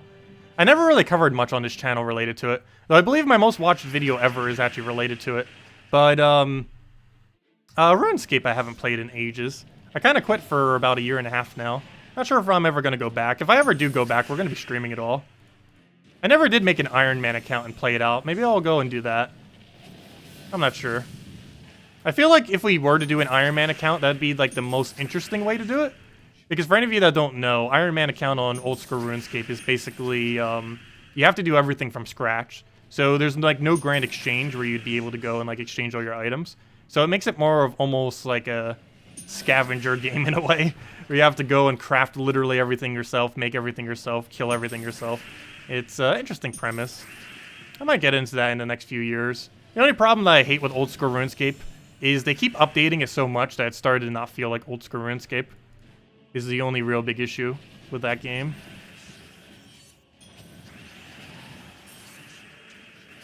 Let's see. Wait, is steel good against ice? Is that actually a thing? I would have totally thought it would be the other way around. What do you think about the Dexits on the new Pokemon?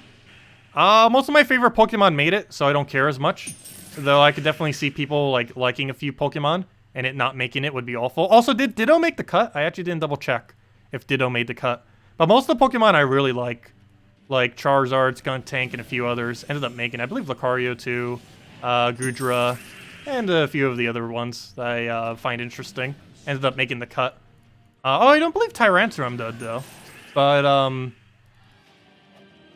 yeah, it's. I wish they would have still included all. It seems really weird that they're going to start doing games now where they only have like a partial amount. But I guess if they're going to be doing a yearly release of a new Pokemon every single year, that might not matter too much. But I don't know. It just seems kind of weird. They need some kind of game where they designate like collectively have all of the Pokemon. And what they're going to be doing, which is really, really slimy of them, is they're going to be doing Pokemon Bank, which is like a paid monthly subscription thing, as the way to basically collect all your thing and maybe have like some kind of game around it. What would be most ideal is if they just have a single pay once, like $60 game where they have like all the Pokemon and it like, incorporates them in some kind of way, kind of like a Pokemon Stadium style game. For any of you that might have played that like ages back, those are like over a decade old at this point, the most recent Pokemon Stadium. But like a Pokemon Stadium kind of game, and just have one kind of base game where every other yearly release basically connects back to. And they could still do their monthly subscription thing for that, but they need to have like some kind of actual pay once game where every single Pokemon will be able to be used. And currently they do not have that. Every single game on the Switch right now, and possibly into the foreseeable future, there's not a single one that's going to have every single Pokemon in it, which seems very, very strange. Like, I could understand them doing that if they were to have one game where they have all of them, and then they have side games where they only have a select amount for the region. But to not have one game where you have the full, every single Pokemon in existence doesn't make any sense to me. And I hope they really, like, maybe after this one possibly doesn't sell as much, they'll consider like adding a game in the next year or two that just has all of them. It just seems really strange that they don't have at least one.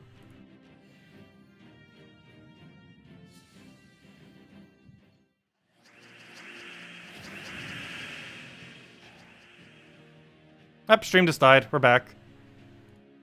Hopefully we're back. Hopefully I didn't jinx it. Oh yeah, the Pokemon stream should be a lot of fun. Definitely stop by. We'll be streaming it, the first time we'll be streaming it will probably be around this time on next week, actually. Probably like literally this time right now, 1 week from now, we'll probably be streaming Pokemon. Because we'll do Bounty Hunter in the morning. I don't need to cover a video on it because it's Bounty Hunter, it's really straightforward. We can kill that out in like 2 hours, 3 hours, then boom, then we can start streaming Pokemon. That's probably what we're gonna do. Most likely. Is Friday next week. Just clear out Bounty Hunter, go over that and everything, and then just go straight into Pokemon. We'll divide the stream up, obviously, into 2 different streams, but that's probably our game plan. Twitch trying to take down my stream. I'm trashing them too much. Yeah, Pokemon Stadium was great. Pokemon Stadium 1 and 2 were some of the best console Pokemon games they've ever released. As well as just Pokemon games, period, that they ever release. I really wish they would just do another Pokemon Stadium that includes all the Pokemon again. With actual good animations. Because the Switch could definitely handle it. They're just too lazy to bother doing a project that big. They really need to, though. Because there's no way the Pokemon community will allow them to keep releasing games that don't have national decks. They need to have at least one game that does it. And then just have all the other games connected to that one game. And just simply update that one game to constantly keep getting whatever newer ones come in.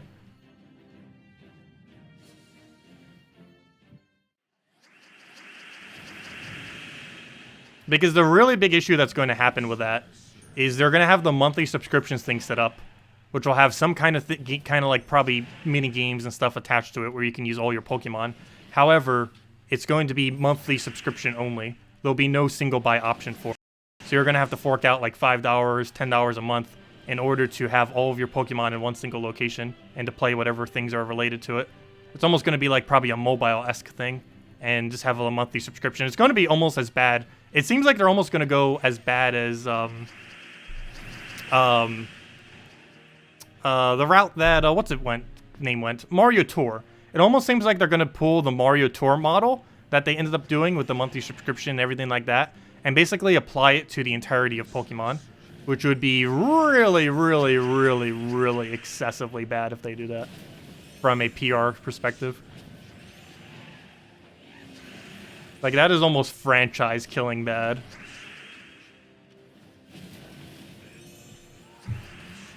And it was cooled out. Anyways, I should probably talk about other stuff. We keep talking about Pokemon now.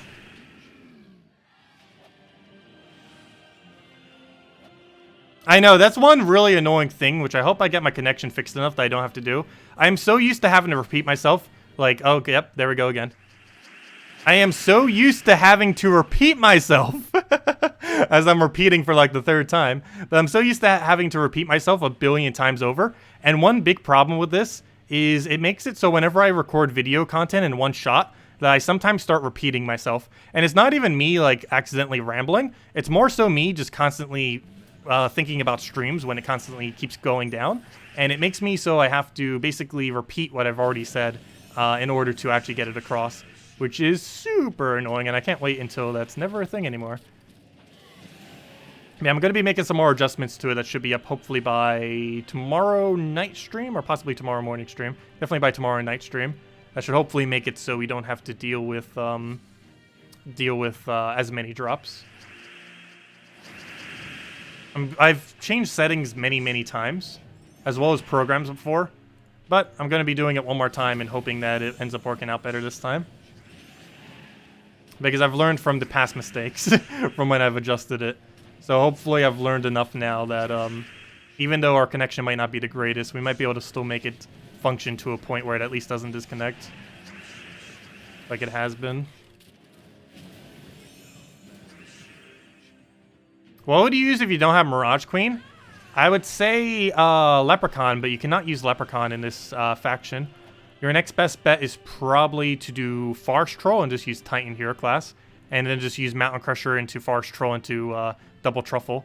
And just go down like some kind of route like that. Or even just put Hero in last slot with like a Doom weapon or something. Reiteration helps people learn. True.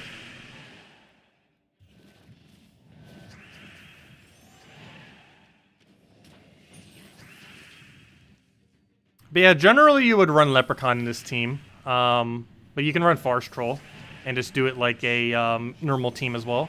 And run it as Forest Troll, Double Truffle, Hero in last slot. And just run it like that. Hey, you can put Turnip in it. We got Turnip a couple weeks ago. Turnip is pretty decent. I don't feel like Turnip is as overpowered as it seems like it was going to be. It seemed like it was going to be the new Rope Dart. And honestly, I don't really feel like it is. It's not bad. It's still a great weapon. I feel like the biggest thing holding it back is it just feels slow, to be honest. Like, it feels like a really slow option compared to just mana generating options or better damage sources. Like, it feels way slower than a Rope Dart speed-wise, even though it's technically better at looping than a Rope Dart. Which is strange, but it is how it feels.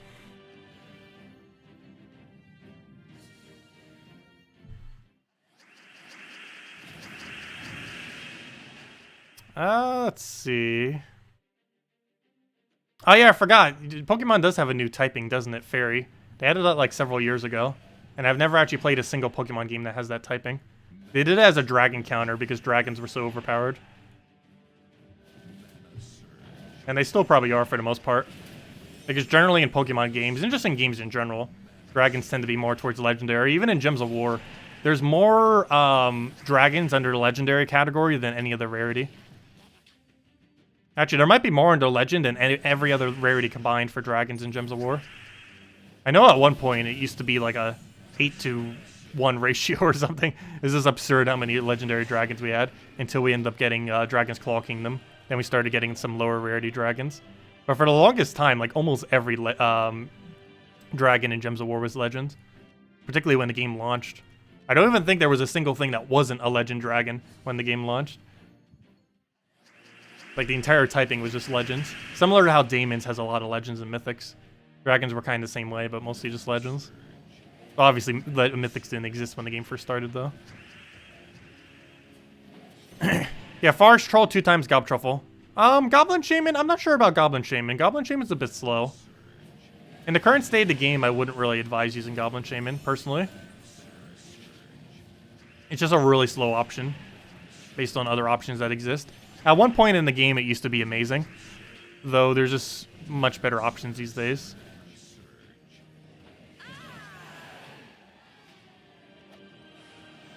It would still help the team, though. It's just not the greatest of things to be running. I'm actually going to grab this. It's only a glory room. Yeah, if you're gonna bother using Shaman, you might as well just use Hero and level it at that point. Even if you have no good weapons to use. But you should have something, even just Mountain Crusher or something if you have literally nothing would be fine. Yeah, generally you run Doomed Glaive, Doomed Club, a Cleanse item. There's a few things they can run. Either Cleanse with like Chegra's Heart, Doomed Glaive, which is generally the best option, Doomed Club, which is a little bit better if you're not covering Brown, like if you have no other Brown on your team, if you're not running Forest Troll or anything. What else? Oh, and Turnip. Those are like the main things you would run in that slot. So you have like 5 different options, some of which are really cheap.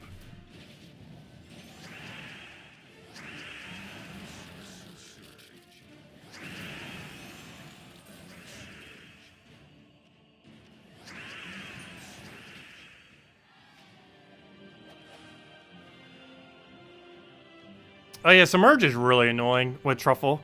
The easiest way around it is just run Dispel on your hero. I'm currently not because I'm trying to level Dablist, which we actually just got to 40, nice. But generally that's the way to get around it, is just to use the spell.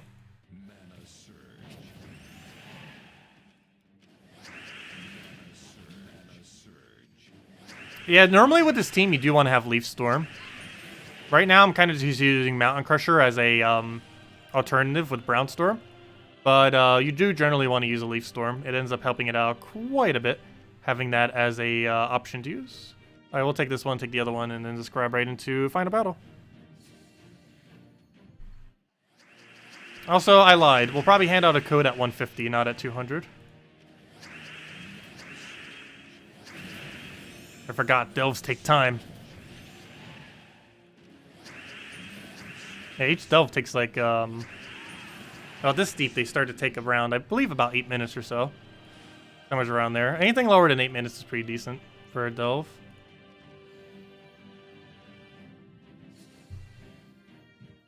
Well, we handed out a code earlier. It's already used up by now, but we're gonna have another one. We're gonna do it at 150. I mean, 200, but we'll do it at 150. Not viewers, at 150 delve. Though if you can get us to 150 viewers, I would also do it at that. I highly doubt we're gonna get back to 150 though. Currently floating around the 100 area.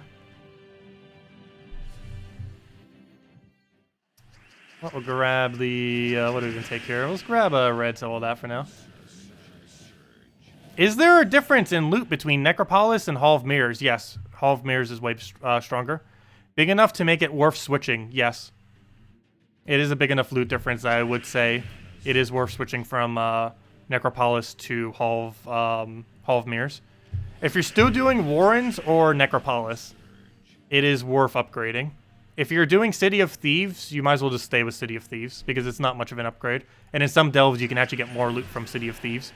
If you have a Cedric in play in City of Thieves gives more gold than Halls of Reflection. Or, you know, Mirrored... What is this place called? I keep wanting to call it Hall of Reflection. It's called Mirrored Halls is the actual name of this place.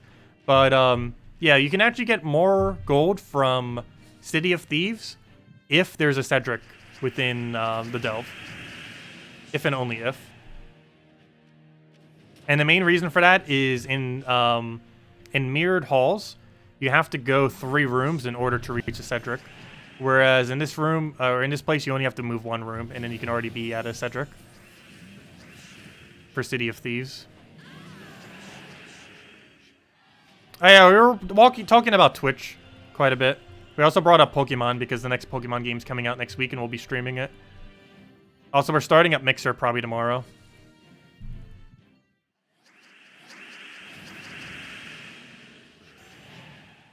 Hey, Isabel, I need to get in contact with you too. I might set up the Discord on Sunday if you're available.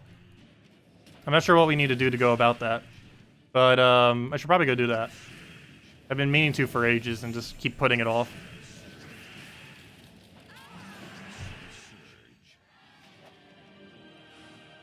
Let's see, what do we go here? We got that one, let's take the 1.5. Oh yeah, we'll do that on Sunday then. I'll also probably go and update my my Patreon this Sunday finally. I've been meaning to update that for ages now. Because we'll probably put Discord goals on the Patreon. I won't be paywalling anything, obviously. All my content will always be free. But it's a nice way to just make a little bit more money and at least give something back to the people who are giving money. Because I feel kind of bad right now. Because everyone who's like giving me money right now is... I'd be like almost giving them nothing in return on the Patreon. But I want to at least get a Discord thing, if nothing else. At least give something for it. And how perfect. We have 3 things set up and we can go do 3 things like bronze, silver, and gold for the how it is in game for medals.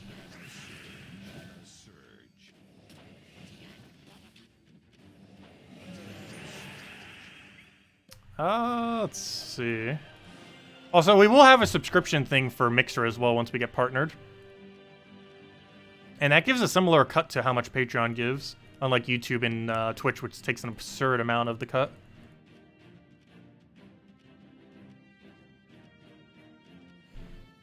Nothing would be locked up behind that content, though. The only thing that would have is emojis. I believe it disables ads on Mixer for my stream. And I believe it also gives some other perks, like maybe gaining more sparks or something while watching the stream.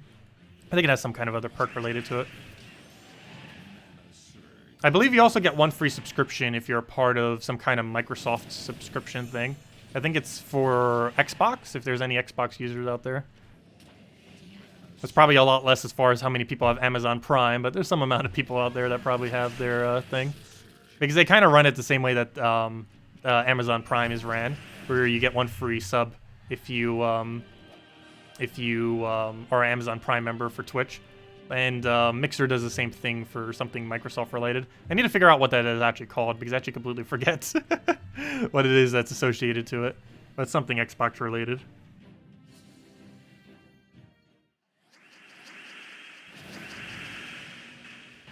There's no ads on Mixer? Wait, there isn't? I always thought there was.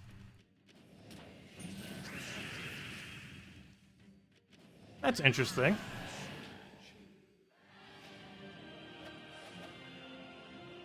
I'm pretty sure that is a possibility.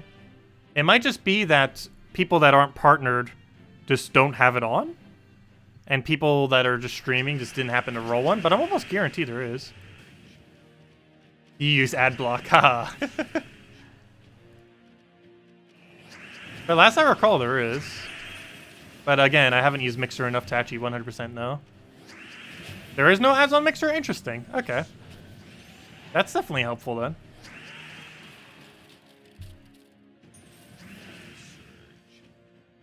So it seems like the easiest way to kind of bypass that then, okay, that's interesting, would be to do sparks so that embers work better. I wonder what the cut is on embers. I need to go look into that.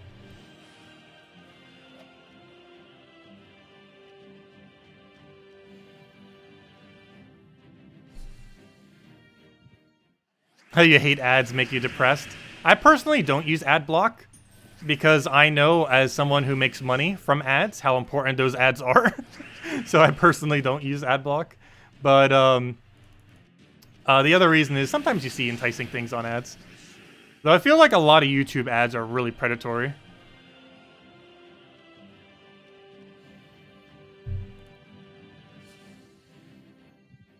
Let's see. What do we go for here? Grab a double on that.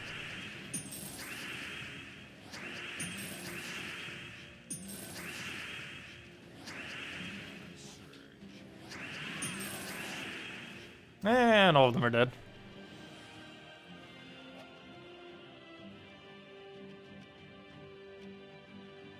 Well, technically, me even streaming on Mixer is an ad, because it's ad for my YouTube channel. Basically. Because ultimately, at least initially, that's what it's going to be. Oh, do we take care? Move that over. Grab the other thing. And dead. It's similar to how people who stream on Twitch use YouTube as a way to advertise their Twitch in a way. It's almost going to be the other way around, where my Mixer will almost be advertising my YouTube. Though simultaneously, my YouTube would also be advertising my mixer.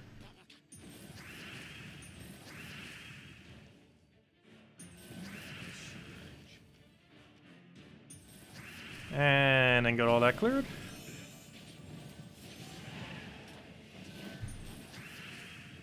What else we need? Let's grab that brown for now. Get all that rolling. Hopefully that'll be full mana. Good. And then we double truffle the win.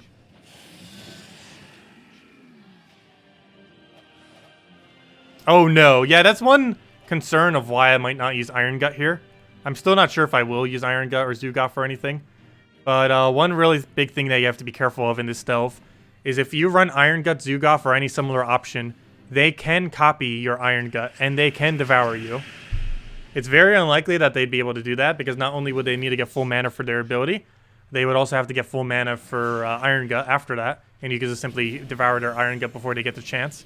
But you do have to be very careful with that. It's likely that you'll never get countered by it, but yeah, they can just steal your instant kill, and then instant kill you. What guild rank is my guild? I believe we're around 20-something. I know we've been dropping just because we don't make trophies a priority. Though if they ever make Explorer count, that might end up increasing substantially. Because I know my guild is active. They just don't do a lot of PvP, similar to myself. Also, we have one spot left. I didn't even realize. If anyone's interested in joining the guild, we have one spot left. If you can do 1 million plus gold per week, and be able to do decent in end-game Guild Wars, raids, invasions, Tower of Doom, all that good stuff. Well, mainly Guild Wars. We need your help, because we have one spot available. If anyone's interested, let me know. Just give me your invite code. But yeah, our main requirement is basically 1 million gold, and be able to do decent in Guild Wars. So yeah, our trophies are so low. Barely anyone trophy farms. I think our highest, let's see, where are our highest right now? Our highest are Malin. And, oh wow, actually Fear itself is going hard on trophies. He's like all in PvP this week. But yeah, Malin and Fear itself and James seem to be the main ones. Everyone else is doing a pretty average amount, which is to be expected. But anyways, let's go back to the Delve. Oh, that's not what I meant to do. I meant to click over here and grab all that mess. Boom, boom. Also, let me go get these faction troops upgraded. I still don't have them upgraded yet. I need one more copy of the legend and a bunch more copies of the common. I mean, of the rare, not the common. Well, might as well be the common. It's the lowest rarity of the delve.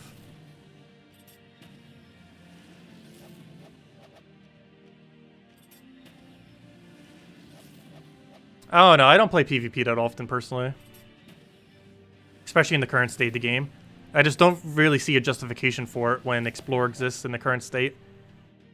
That might change into the future, but with how the game is currently set up, I just see Explorer as way better. At least currently. That'll probably change in the near future. But as it currently stands, Explorer just seems way better value from an end game perspective. You'd still want to do at minimum 1.9k PvP each week though. But aside from that, I don't see much of a point going further.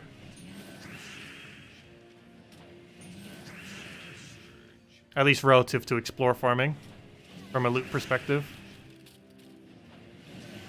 Though, of course, PvP has a little bit more variety and fun, since you're actually fighting, like, actual teams, rather than just, like, a mix of random stuff from a kingdom.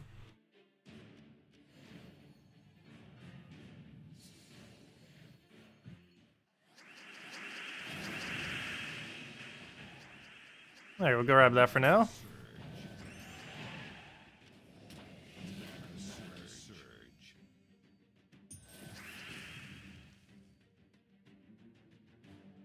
And it was explode everything. Does it copy the stats or just the troop? It just copies the troop. It does not copy the stats. So you'll still have lower stats. I believe it also comes in with no traits if you don't have the traits. Which is the only really big downside of it. Is you can't test mythics with their actual traits, I don't believe. Which is very unfortunate. I wish they would have made a bypass for that. Where they added to his ability, maybe instead of curse, that it will automatically give all traits, even if you don't have it. Or even just add that as a feature. I'm not sure if they can even code that properly. But if I'm not mistaken, I can't actually test it because literally everything I own has traits. So someone would have to test it for me. But if I'm not mistaken, if you use a doppelganger on a troop, you'll have much lower stats. It's based on what rarity it's on. So its stats will be based on two things. Do you own the traits or not? Otherwise, it won't have the traits. And its ascension will be based on what a rarity is. So if you try copying a legend, you'll end up having it on legend if you have it upgraded to legend rarity, or mythic if you have it at mythic rarity. However, it will not be mythic. If the enemy's is mythic, but yours is not, it will end up coming in as a legend when you end up copying it. But yours will have much, much lower stats. Like, the amount of stats we have right now is like the kind of stats you would get when you try you know, taking them over, which would be way lower than theirs. So currently that's actually higher than theirs, but you know, once you reach the later battles, it'll be lower. Yeah, no one needs to test that now if you don't want to. But, to my understanding, it shouldn't give you the traits, and it should come in at the lower rarity. So, for example, if you go and copy a rare, and you only have it upgraded to ultra rare, it'll come in as the ultra rare rarity, even if the enemy's is mythic.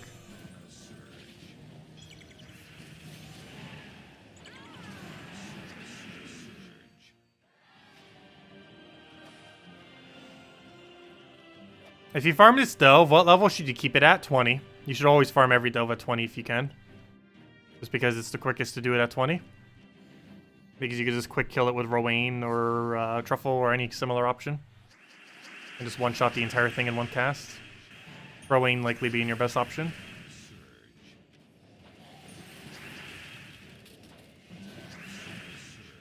Also, I'm starting to get a bit munchy. Not sure why I'm so hungry all of a sudden. I just went from like not being hungry at all to like, I could use a snack. I still have leftover pork from the other day. There's a nice pork place. My mom actually goes by it whenever she sees her boyfriend. So sometimes she ends up picking it up. And it is so, so good. It's one of the best pork places around. What do we grab here? Take that for now. Although I probably should start eating less. Because I still keep gaining weight slowly, which is bad. Even since exercising some, it's still like maintaining or going up. See ya, Drock. Have a good day. Have a good weekend. Catch you later. Who knows? Maybe we'll need to start doing some standing streams. Have part of our stream where we're just standing. That'd be a lot easier with controller-related controlled games. It might be a little bit harder with Gems of War or anything that requires a mouse, though, and keyboard. Because it's really hard using mouse and keyboard while standing and moving around. Whereas it'd be really easy to use controllers.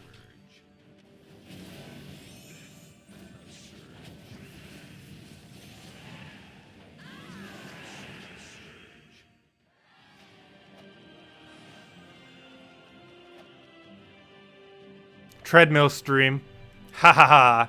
That thing is too heavy to try bringing into my room. I have not built that much upper body strength yet. My upper body is so ridiculously weak. It always has been. You just had 5 bacon barbecue cheeseburgers? That sounds really, really, really good.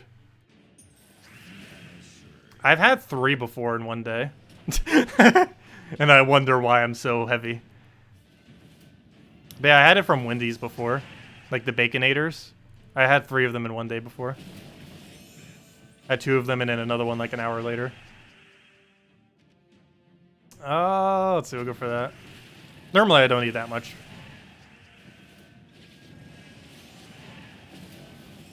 If I go to Wendy's, I probably pick up like Baconator fries, a 10-piece chicken. And that's generally it, unless I go for like one other like small burger of some kind. And even that's, I guess, kind of a lot. Also, I guess I do naturally have a bit more of an appetite. Because whenever I go out to a place to eat, I normally get like 2 courses. Not always. Not always. But a decent amount of time. Because I don't normally eat out that much anyways. Probably about, I don't know, I'd say about once a month I eat out. Most recent time was obviously for was for the birthday. Last Sunday, I ended up going to Melting Pot, which is a really, really nice fondue place.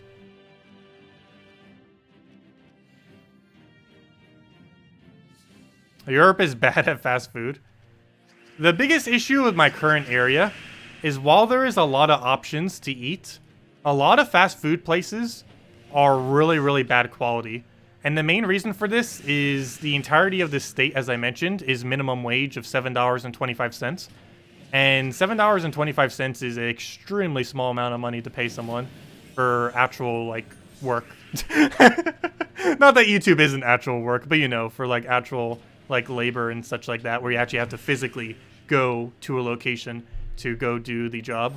Because one nice thing about this doing YouTube is while I might not make as much money as some people, since I generally only average around $10,000 per year or so, I do not have any car expenses because every single thing I would ever need for the most part is within walking distance, and I do not need a car for work. So I end up saving a lot of money there. I heard that the from statistics, the average car ends up costing like $6,000 a year, and I know even from some of my friends, that statistic seems pretty accurate because I know with like cars breaking down and such, I had a couple friends who already had like 2 car breakdowns within a year already, and end up costing like several hundreds, and that's on top of gas, that's on top of insurance, and that's on top of whatever other damages you might end up having per year with the car. Let's see, we'll take that for now. We'll grab a green. It's going to be really interesting once automated cars becomes mainstream enough that they're cheap enough that they basically become the car alternative, where it's actually cheaper just to spend a few bucks each day to use some kind of like almost like automated Uber service rather than having your own car, where basically car ownership would just be a luxury and everyone will just simply use automated cars to get around for pretty cheap. Because for the average person who just uses a car for work and nothing else, a car I feel like is like an extremely big waste of money. If the only thing you ever use it for is work. Unless your work is making a lot of money. But unless you're making like over 30,000, I personally don't feel like a car is worth it compared to a bike or walking. Or just having a home job. Just because of how much of an expense a car actually is. Unless you're using it for other things as well. Let's see, we'll take that for now. And then kill that out.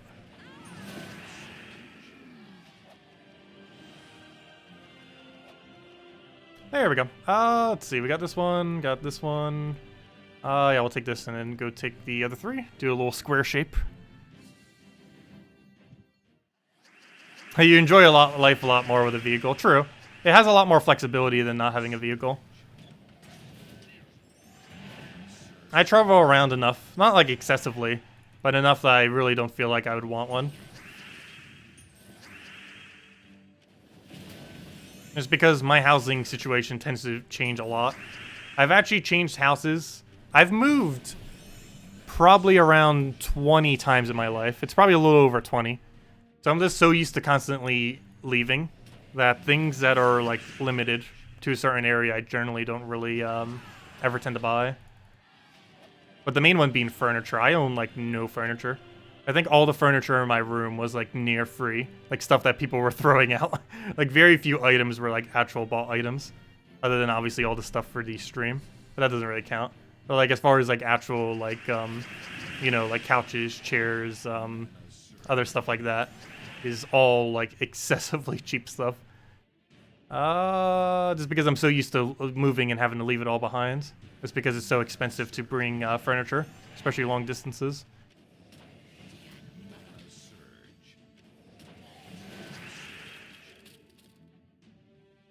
Oh, never mind. He said without a car or vehicle. Oh no, it just seems a lot more stress-free not having a vehicle. I'd always be concerned with it breaking down, especially when I most need it.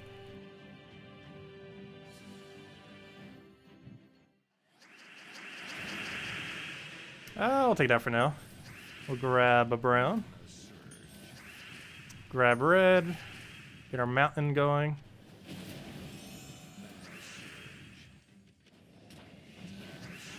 The only thing I hate though is public transportation is really bad in my area. That's one thing New Jersey did really well. Actually, New Jersey does some things right. They might have absurdly high taxes, but the way that they use their tax money actually isn't too bad, for the most part.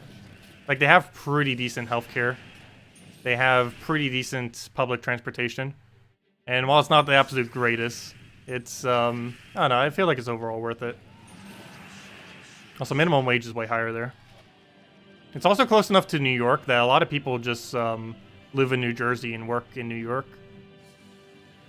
Even though traveling like that can cost something like 20 a day, if not more, just to get a bus that will take you all the way there. I think you can get a monthly pass. It's like a few hundred or something to go from New Jersey to New York. But a lot of people just do that because it's just more efficient to pay the lower taxes in New Jersey, which are still pretty high, and just work in New York. Because cost of living is way lower in New Jersey, despite still being above average.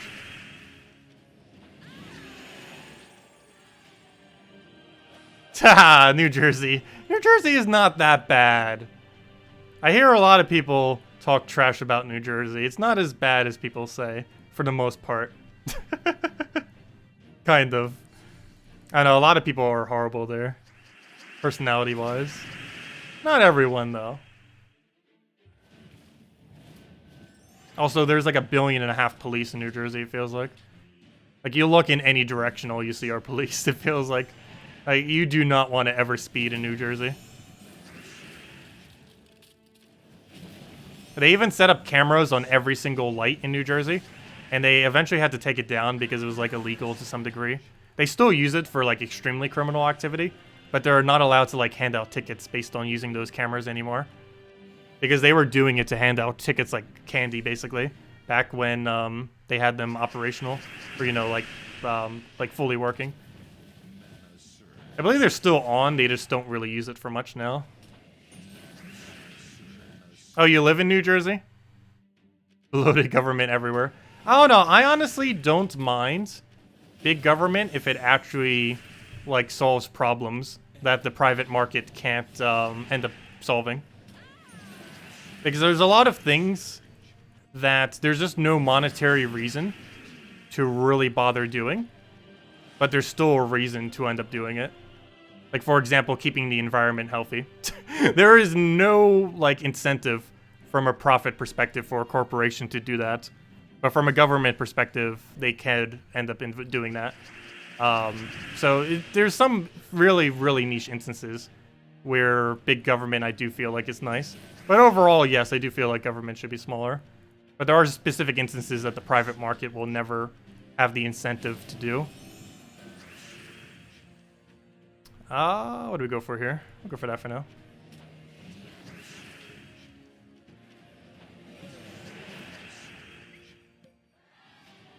You pay about 29% in taxes. I pay about 10% or so. I make really, really little, so. Also, one nice thing about my taxes is I don't pay my taxes immediately. So what I mean by that is, while people who are on a paycheck, you obviously get your money taken out immediately when you end up getting the paycheck. I actually do not have any of my money taken out immediately. When I end up getting my money, it is just pure cash. Like, none of my none of the charge is done on it until I actually have to file my taxes every single year. So I'm allowed to basically use that money, whereas people don't normally get that money until they get their tax returns, whereas I basically have it the inverse, where I get my money throughout the year and then have to generally pay up during tax season, whereas most people have it the other way around, where they end up getting a refund during tax season because they end up getting money back from being overtaxed. Yeah, most people have their money taken out immediately, but through everything that I make money from currently, it's actually the other way around.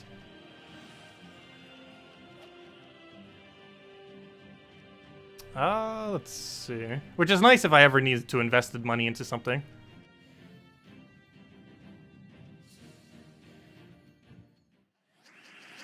At the moment, having money in that way doesn't really make too big of a difference.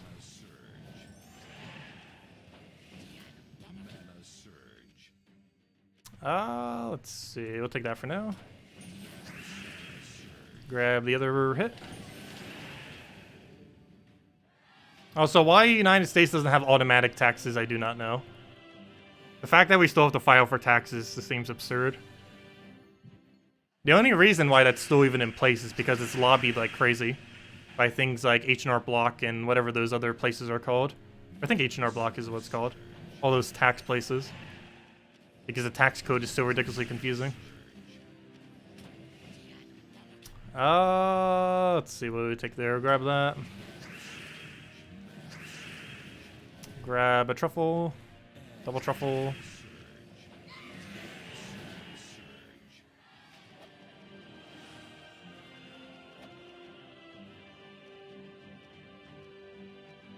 And never grab this one, the other one, and then find a room.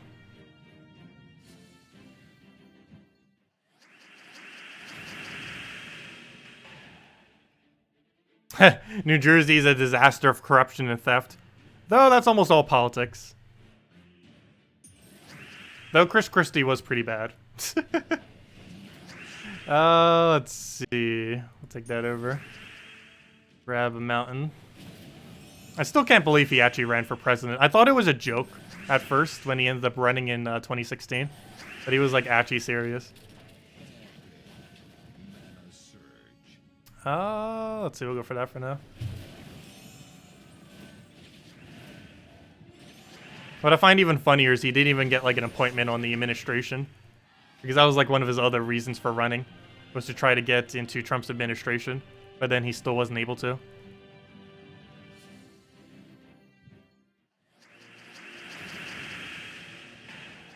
Oh, what do we grab here? Let's take a round for now. And then we mountain crush everything. And it was just truffle spam.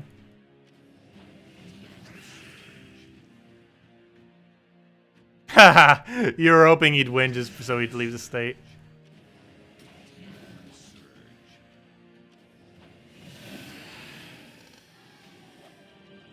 Let's see, was I still living in New Jersey when he started running? I don't think I was. Let's see, he started running in 2015. When did I move? Yeah, I think I might have still been in New Jersey when he was running. He was. I believe I was still living in New Jersey when he was running. When he started running. But anyways, that's not that relevant. Oh, grab that. Oh yeah, he definitely was. Duh, because I voted in the primary. In New Jersey. Because I was still living there at the time.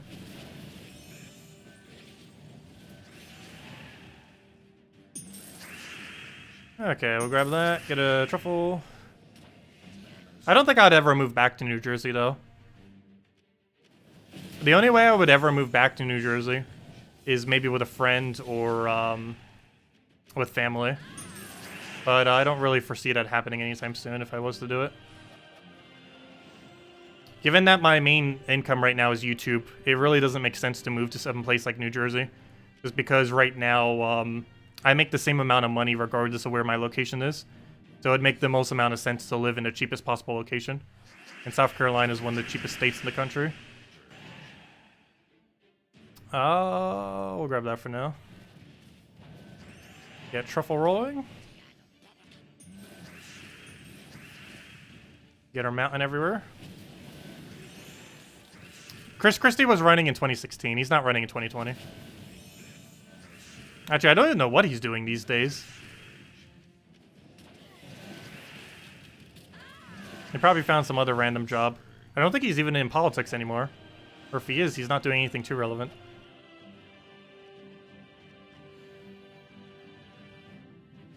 Do I have a spot left on your guild? Yes, Bruno, we do. What level are you? And can you do easily 1 million plus gold per week? Yeah, if we still have the spot, I'll go get you in. Let me just go double check after this battle to make sure that we still have the spot. Yeah, I'll go get you in as long as you can do the requirements. If you're level 1,000 plus, 1 million plus gold per week, and can easily do high-level guild wars. I believe we're in bracket 4 right now. It's either 4 or 5, I forget. Somewhere around there. Regardless, we get the same reward even if it's 4 or 5. Same loot for both. We'll take brown for now. Also, they said that they're probably going to buff Guild War loot in the near future. Obviously, bracket 1 is fine. But for like lower brackets, they're gonna probably do some kind of different incentive system. When they're gonna get around to that, we don't know. But they did mention that on the most recent Q&A stream.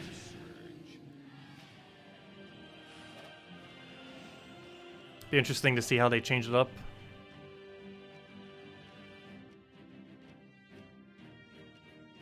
Also, once we finish this delve, we'll hand out a code. I said once we hit 150, and we are at about to complete 150.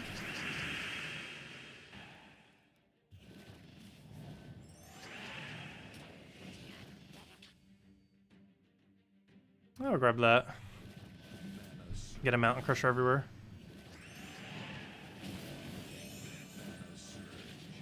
What else we need? Yeah, we'll go for another mountain. Get that rolling. Go for all of the truffles. Oh yeah, also, I never ended up mentioning it. Or I didn't see if anyone mentioned it in chat. But is mic quality fine right now? Because it should be a little bit louder than normal. Is it like spiking or doing any kind of static or any kind of other weird thing right now? No one really brought it up, so I assume it's not doing it to a degree that's annoying. So hopefully it's not doing it at all. But I did end up adjusting the audio some for the video this morning. And obviously that adjustment is still for the stream right now.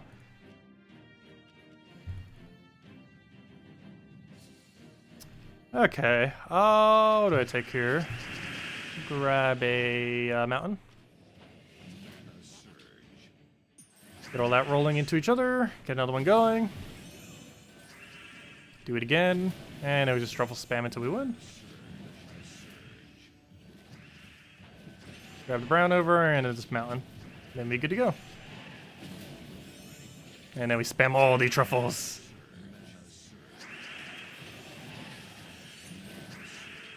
Sure, Bruno, what's your invite code? And can you do those requirements? Oh, I did not mean to do that. Though that still works, I guess. There we go. Audio is fine, but video is fuzzy. Oh, Stacy, go to the settings in YouTube on this page, on the stream. Click on the little cog in the bottom right. Click on it.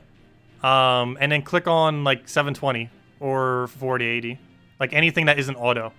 Click on literally anything that isn't the auto option. Like 480 or 720, ideally 720. And then it should be better. And if it's not better, then let me know. But it should be better if you just click 720. Also, if I do get better internet, which I might be doing soon, unfortunately, we'll be same service provider.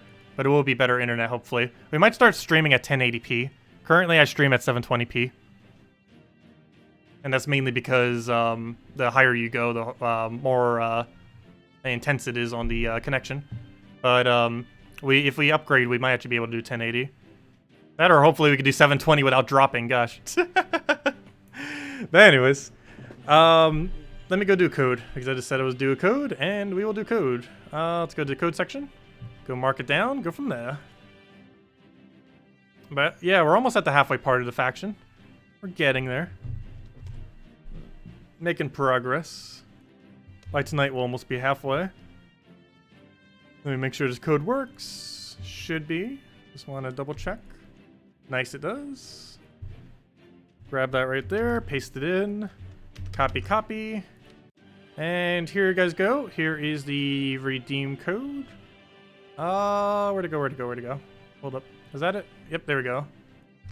And there you guys go. There's the redeem code used on gemsofwar.com. Read the game code section. Your invite code can be found in your settings menu. Redeem code's right over there in chat. And just click on that link. Give the same order as always. 2 treasure maps, 1 gem key, 200 souls, and 2,500 gold. There you guys go. Okay, next order of business. Let me go grab all this. Also, one of those was the loot. There it is. 2 treasure maps, 1 gem key, 200 souls, and 2,500 gold. Ignore the shards, but those 4 from the redeem code. Only usable on PC mobile version. Other than that, let me go see if this invite code works. I can go invite you into the guild. Guild admin invite. That or someone already invited you, possibly. Where's invite? Also, why is that not 1,000 still? Invite. Let's see. Let's get you in. Recruit. And yes. There you go. You've been invited to the guild. Leonizo. Welcome.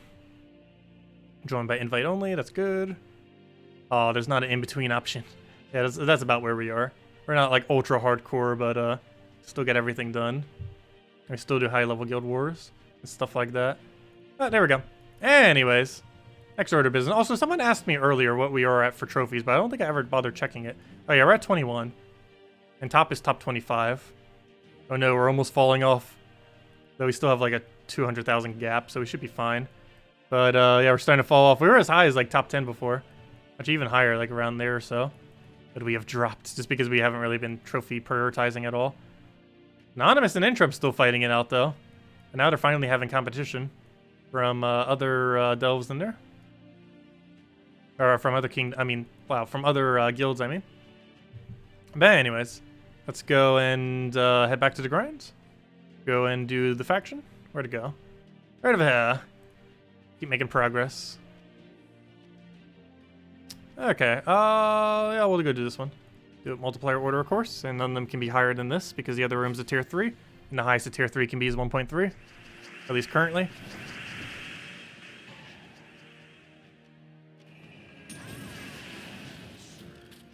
Yeah, if YouTube is ever fuzzy, just check the setting cog menu in the bottom right, and it's probably because it's set to auto. Because anytime you close out YouTube, it defaults to auto. Unless you specifically specify it to go do a specific dimension, it will end up doing auto. And the problem with auto is, if my stream quality or your connection quality ends up going down, it can end up auto-fixing it to a much, much lower resolution. And sometimes it doesn't auto-fix itself back. Like, it'll auto down, but it won't auto back to normal. Yeah, that's applicable to any video on YouTube. It's mostly a function to make it so, regardless of a person's connection, they'd be able to see video without any buffering, is the reason why they generally have it like that.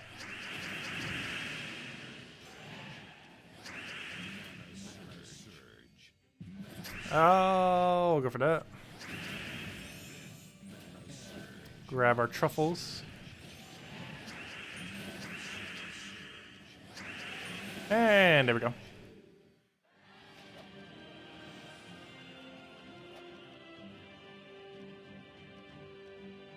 But yeah, I've still been looking into the service provider thing. I'm still not 100% certain if I will be getting an actual better service or not. But, because I kind of want to test the other things just in case. Because I'd hate to have to pay more per month for it. But if I really had to for the channel, obviously we would. And I don't see any other service provider that can provide the speeds that I need in the area.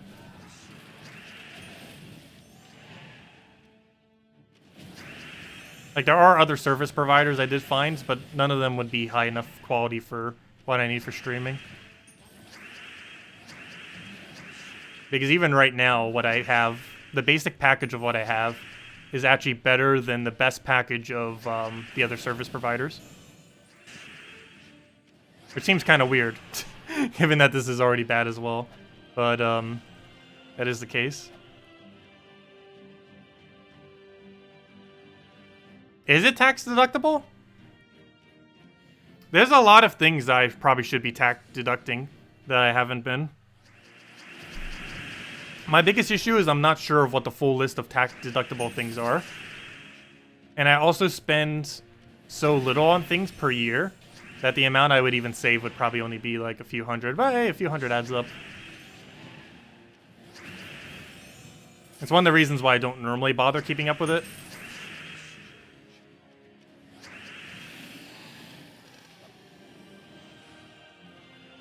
But I do need to look into that possibly before next tax season. Because I could end up saving probably a few $100s if I find every single thing that I can end up deducting as a small business. I have deducted some stuff before, it's just I'm not sure of what I am or am not allowed to deduct.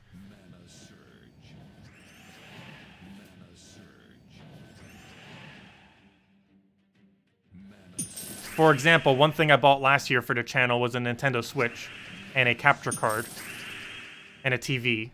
Like, would the TV in that context count as entertainment or as a business expense? Because it's a TV for a business. Like, for example, if a restaurant buys a TV, is that a business expense or a, or is it considered under entertainment? And similarly, with a Switch, because I do a gaming channel, but generally that would fall under entertainment and would not count as a business expense. But I don't know, it's really weird, because a lot of the stuff that counts under the channel kind of has like a double category, where it is technically a business expense, but also something that you can't deduct.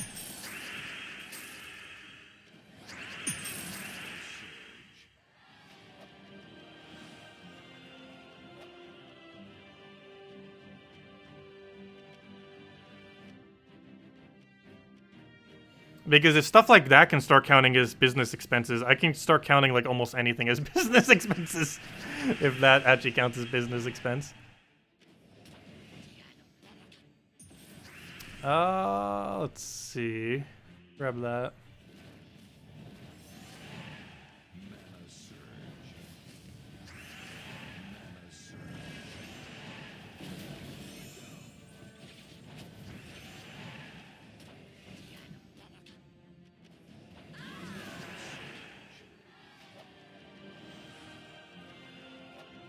There we go. Let's go into this one since we don't have any choice. Get our 1.4.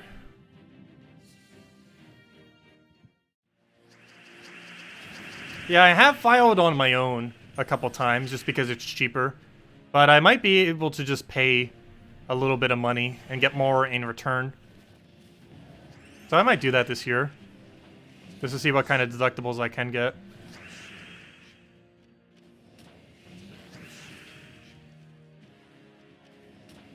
The only problem is between their fees and everything, by the time I pay for all that, I'm barely even saving any money.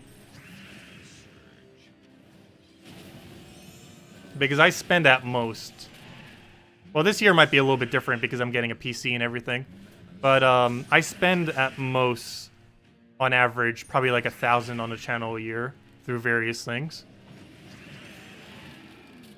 And that would only be like 100, 200 back if I had no taxes on it, or, you know, from tax deductible. Which, with the amount of money that an accountant would even charge, it's probably barely even worth doing. I'm just not in a money threshold where it would be worth doing, for the most part.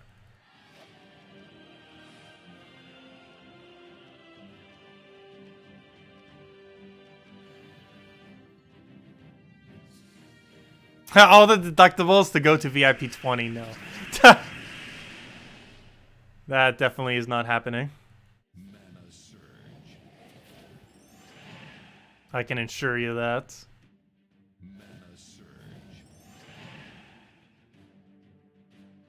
Oh yeah, I never use H&R Block. I think I did once when I was 19. Just because I was still younger then. But I've never used H&R Block since.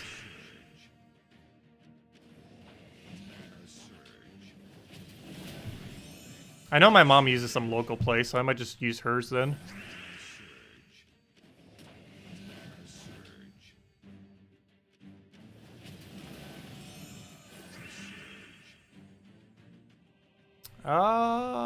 Let's see, we'll do that. Grab mountain everywhere. And we cannot take that green. Can we take a blue? We cannot take that blue. Oh well, we'll try dropping it. Didn't get it though, but we could take it next turn. Oh, could take an extra turn. Oh well, it's not gonna matter. And he's dead.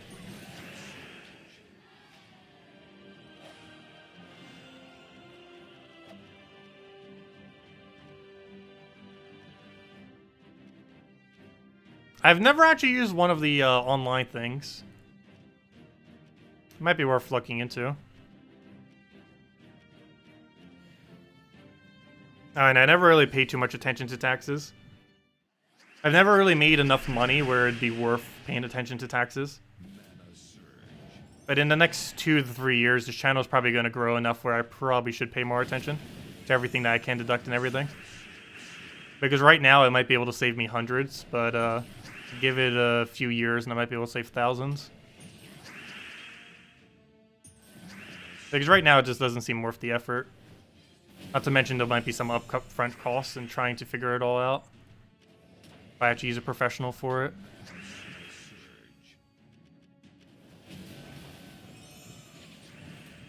We'll get another truffle. Grab mountain. Yeah, we'll just go for that for now. And there we go. Is it possible to view Mixer without an account? Yes. You can watch Mixer streams without an account. Though I would advise making an account. But yes, you are allowed to watch streams there without an account. That is correct.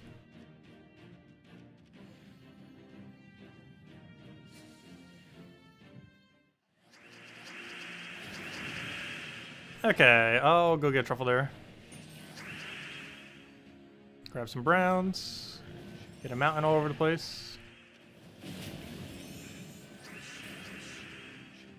Get the truffle shuffle going. Not an infinite loop version though, this team. But it still works. Also, we're still using Diabolist, by the way. We've gotten it all the way from like level 36 to 43 this stream. Got a lot of levels. That's why we're using it. Need to get it leveled somehow. I should probably switch to Titan soon though. Because it is noticeably starting to get a bit slower without it. It's hard to pass up on that free XP. Alright, we'll grab this, bottom right, bottom left.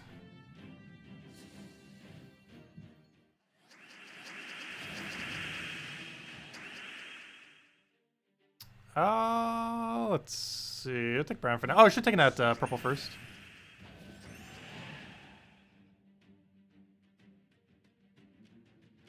Yeah, my biggest issue is I'm not sure what legitimate deductibles are. This is my biggest concern with ever like trying to do deductibles. Not to mention, I don't always keep records of everything. Particularly of physical purchases. Obviously of online purchases I do. A lot of stuff I do in cash, and I sometimes forget to save the receipts.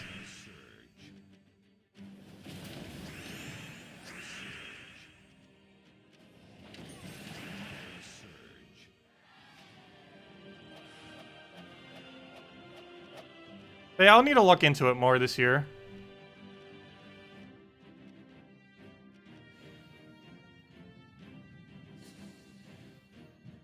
There's a few extra hundreds, a few extra hundred. That could be a new webcam. Let's see. I'll take that over.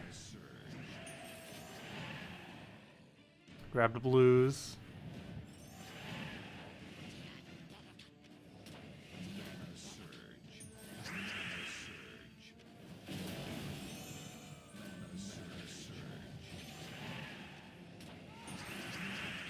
Oh, we'll grab mountain for now.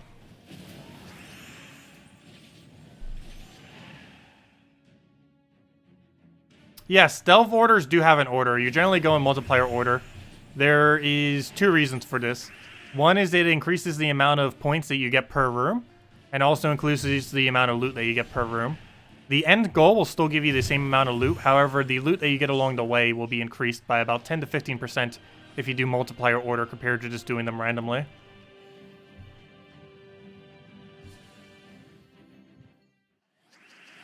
And a delve like this, you do it slightly different than multiplier order, though. You'll do every room more often than not that isn't a treasure room, and then you'll do all the treasure rooms. Generally, you do treasure rooms last. Not always, but more often than not, it's best to do them last. Just because they give more loot that way. You get slightly less multiplier for your points, but you get more overall loot as far as resources are concerned. And unless you're trying for a leaderboard, then that's perfectly fine doing it that way. Yeah, you do highest to lowest. You do highest multiplier to lowest multiplier. And the reason for this is the multipliers affect every single room, and they apply immediately. So you always want to get the highest multipliers as soon as you possibly can. It's one of the other reasons why City of Thieves is so good. Because you can grab the biggest multipliers immediately. Because we gotta be careful. We can actually reflect die in this delve. This is a reflect delve after all, and AoE is really bad against reflect. You can still win, obviously, like we were about to. But it's definitely weaker against it compared to other options. Not as bad as Submerge, though. But then again, we could always dispel it. Reflect does get dispelled like any other status effect.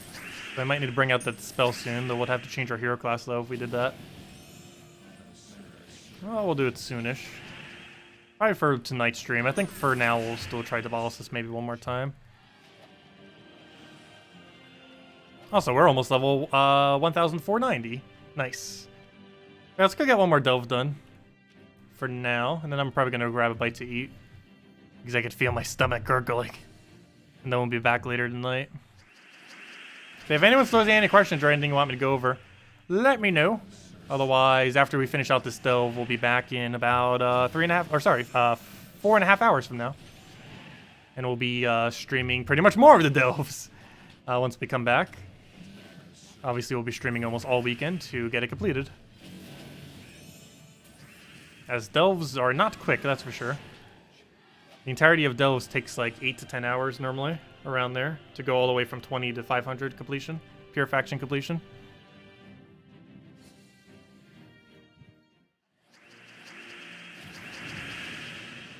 I'll grab that for now, get a truffle going.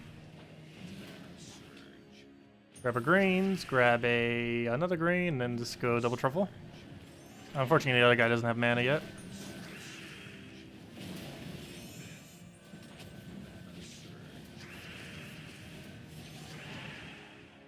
Yes, Mirrored Halls is actually better than City of Thieves if City of Thieves doesn't have a Cedric room. But yeah, this is better loot than City of Thieves, assuming that there's no Cedric. If there's a Cedric, City of Thieves is better. If there's no Cedric, then this one's better. So technically, if you're currently farming City of Thieves, you should just stick with City of Thieves. But if you're farming any level 20 delve that isn't Mirrored Halls, you should switch over to Mirrored Halls, because it's now the best faction as far as overall consistency. Technically, City of Thieves can get runs that are more loot overall, but I think the average might still be better for for Mirrored Halls. I will never get used to that name. I'm not sure why, but Mirrored Halls keeps tripping me up for whatever reason. Just the fact that it's called Mirrored Halls. I'm not sure why. There's something about that seems weird. Like, it doesn't sound like an actual name of a faction. It sounds like more like a location or something. Which, well, I guess it technically is a location. It's a location on the map, but you know. I don't know, it just doesn't feel like an actual faction name to me, Mirrored Halls.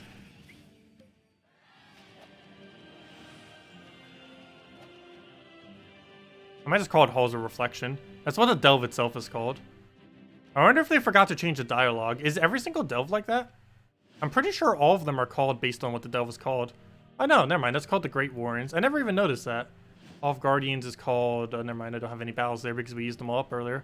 Primal Rift is called the Primal Tier. I never realized that, they actually do have other names. It's just they're close enough that it doesn't seem as weird. Actually, that one's weird, Temple of Set. Or Fangmoor. You know what, I've never noticed that. I'm pretty sure I noticed it to some degree in the past.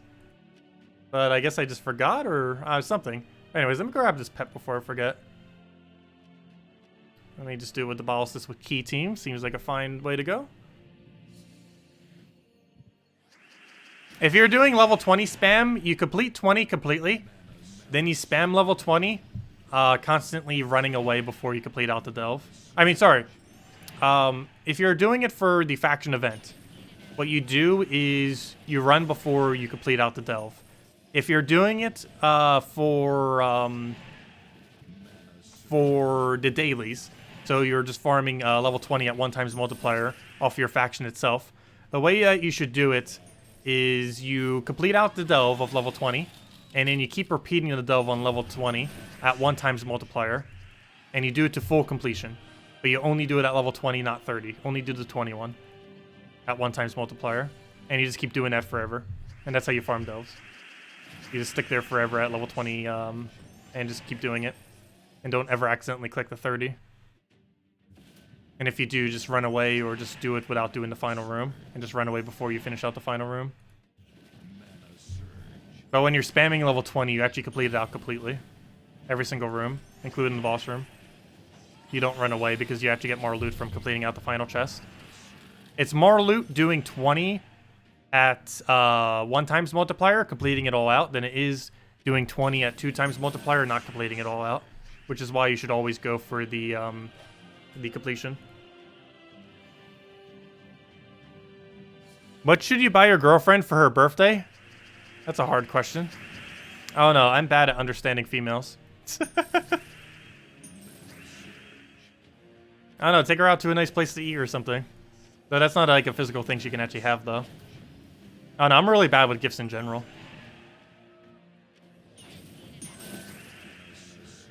Even for any gender, I have no clue what to gift. I'm just a bad gifter.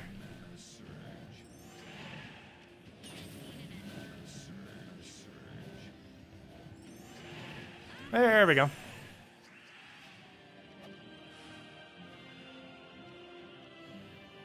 What's the best way to use gold as a new player? Buy every kingdom and faction. This will unlock a bunch of banners. They initially cost 500 gold, and they keep increasing up all the way to 4,000. But you want to make sure you buy every single kingdom and faction in the game, and this will unlock every banner that's currently available, which allows you to have different starting manas for whenever you start a battle. The other thing that you'd be able to go do then is start spending your gold to upgrade kingdom level. You want to do this to every single kingdom to around level 3 or 4. And after you've gotten them all to level 3 or 4, you want to go get every single magic kingdom to level 10. And then start going around to all the other kingdoms and getting them to level 10 in whatever order you want to do. Though magic should always be first because it's the best stat in the game. But yeah, basically into kingdom upgrades. One thing that you should avoid early on in the game, even though it might seem a little bit counterproductive initially, is you shouldn't really be donating to guilds, gold to guilds, when you're a newer player. This is mainly because gold would be way better off just upgrading your own stuff when you're first starting out. But once you finally have every single kingdom to level 10, you can start doing a little bit more into guild and possibly even find a better guild that has a higher gold requirement. But initially, you don't really want to be spending gold into guild. You also should not be spending it into factions for the most part, just because it's a pretty big gold sink and you don't have that much gold. Kingdom should definitely be biggest priority when first starting out. The only one faction that you might upgrade as a newer player is whichever one you're farming on a daily basis, which right now would be ideally Mirrored Halls, because Mirrored Halls is currently the best faction to grind right now. Keep it at level 20, but upgrade to Horde level.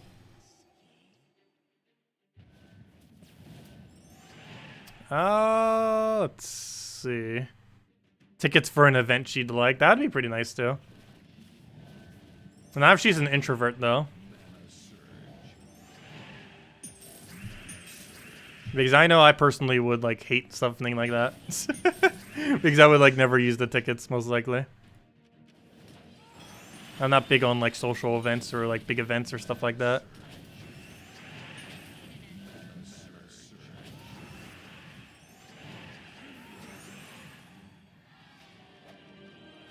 I'll go for that one.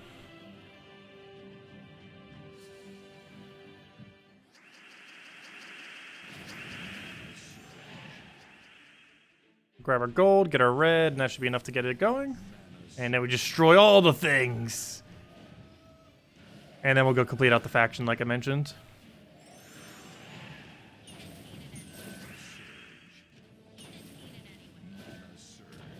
Okay, we'll get a key down.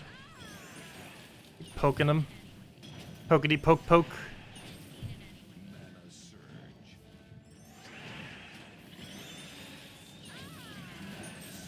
And almost dead. Is there a delve always gives you the same thing? Like Warren's Arcane Lights? No.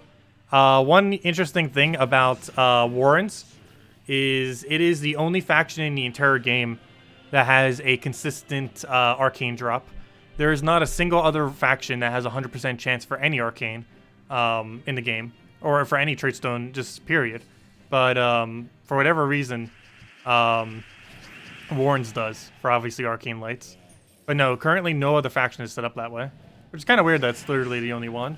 It's not excessively good loot, obviously, but it definitely adds up for a lot of Arcane Lights, so you basically never need Arcane Lights again. And if we ever get a trait stone sink, we might be able to use those excess for something. Currently, they obviously have no purpose.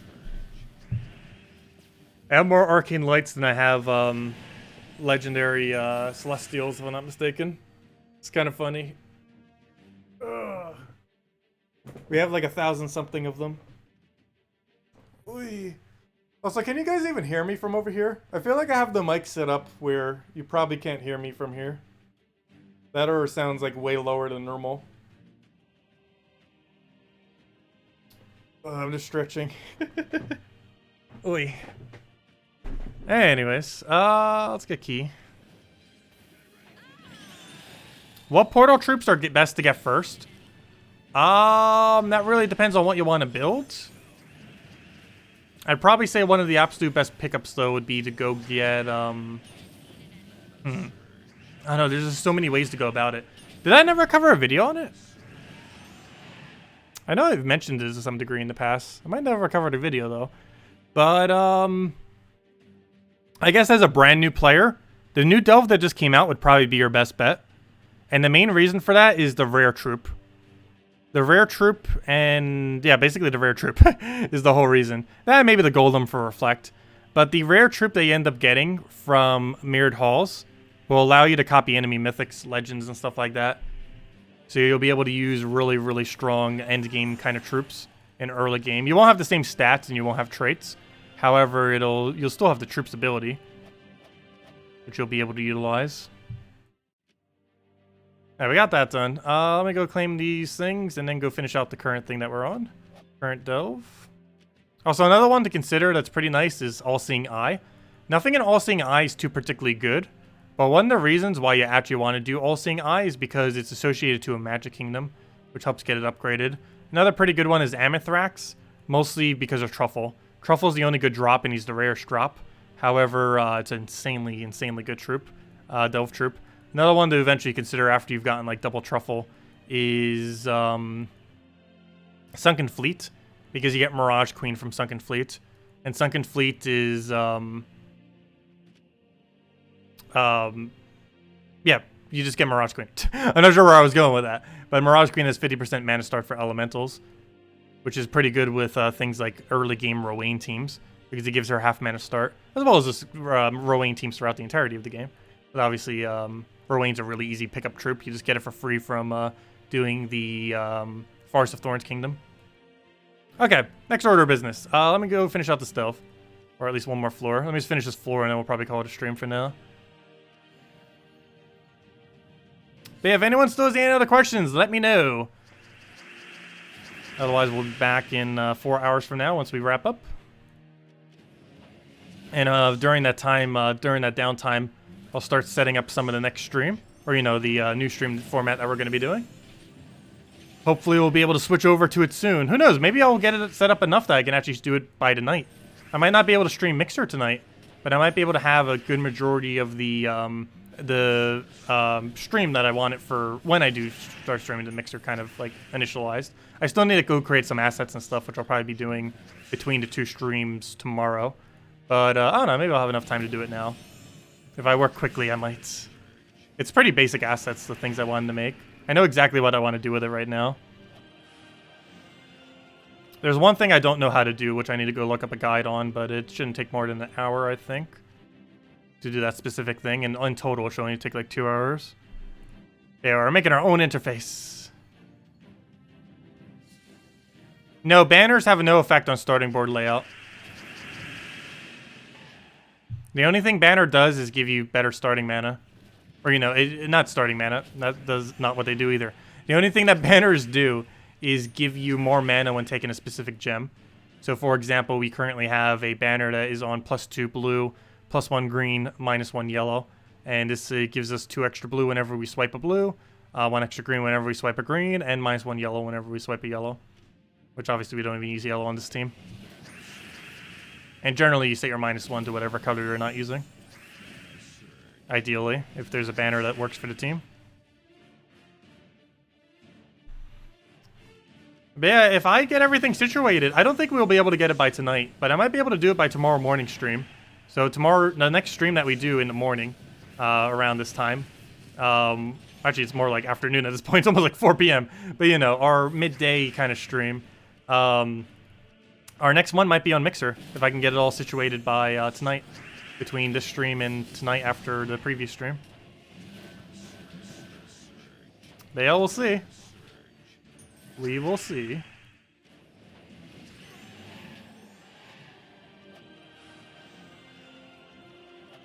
Also, I'm going to be copying some things from the game.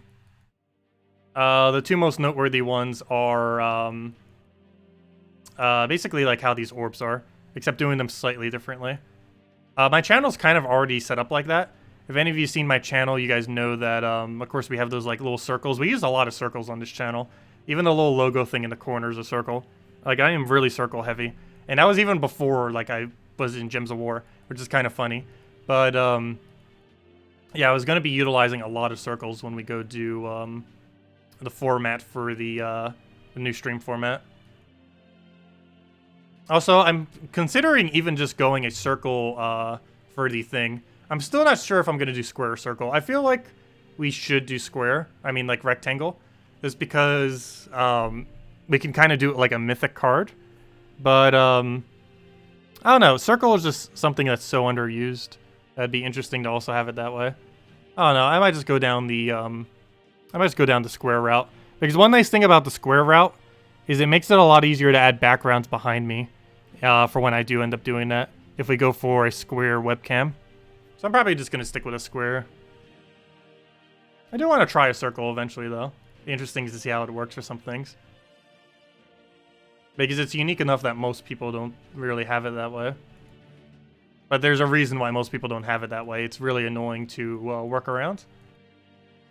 Because the biggest issue that you have with it is you have to mask the webcam. And I'm not sure if my streaming program that I'm going to be switching to actually has the capability of masking a webcam. Because you'd have to mask away everything that isn't overlapping. Otherwise, it would be showing. So you'd have like a rectangle in a circle. That'd be weird. Or a circle in a rectangle, I mean. Or no, a rectangle in a circle. I was right the first time. Which would be really weird if you don't mask it. But anyways, let's finish out this thing. Where were we? Leprechaun room, which looks like the last room we'll take other than boss room, of course. Okay, we'll take bottom left, top right. Make a nice little rectangle shape. Haha.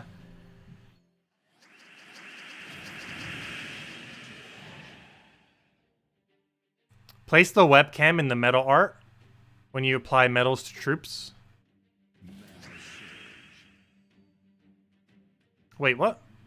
That little circle thing? That wouldn't work. That'd be too small. Like, a webcam thing I was gonna go for is just something really simplistic, like, how these bars are. I might not even round them off. Though if I do, I might need to do that in Illustrator, because I don't think Photoshop does that properly. But it's probably just gonna have two squares on both sides, and just not have it rounded off. Actually, theirs isn't really that rounded off either. I guess I could zoom in. Is that rounded off? I can barely even tell. That looks more like just a gigantic rectangle. Because I was just kind of do it more like how the theme of the Gems of War is. Since we stream it as pretty much our primary game, so... Or obviously our primary game. So it makes sense that our webcam is set up similarly to it. Our thing used to be set up like that too. Our webcam window used to be just a mythic border. And to stick with tradition, we might just make it mythic border again.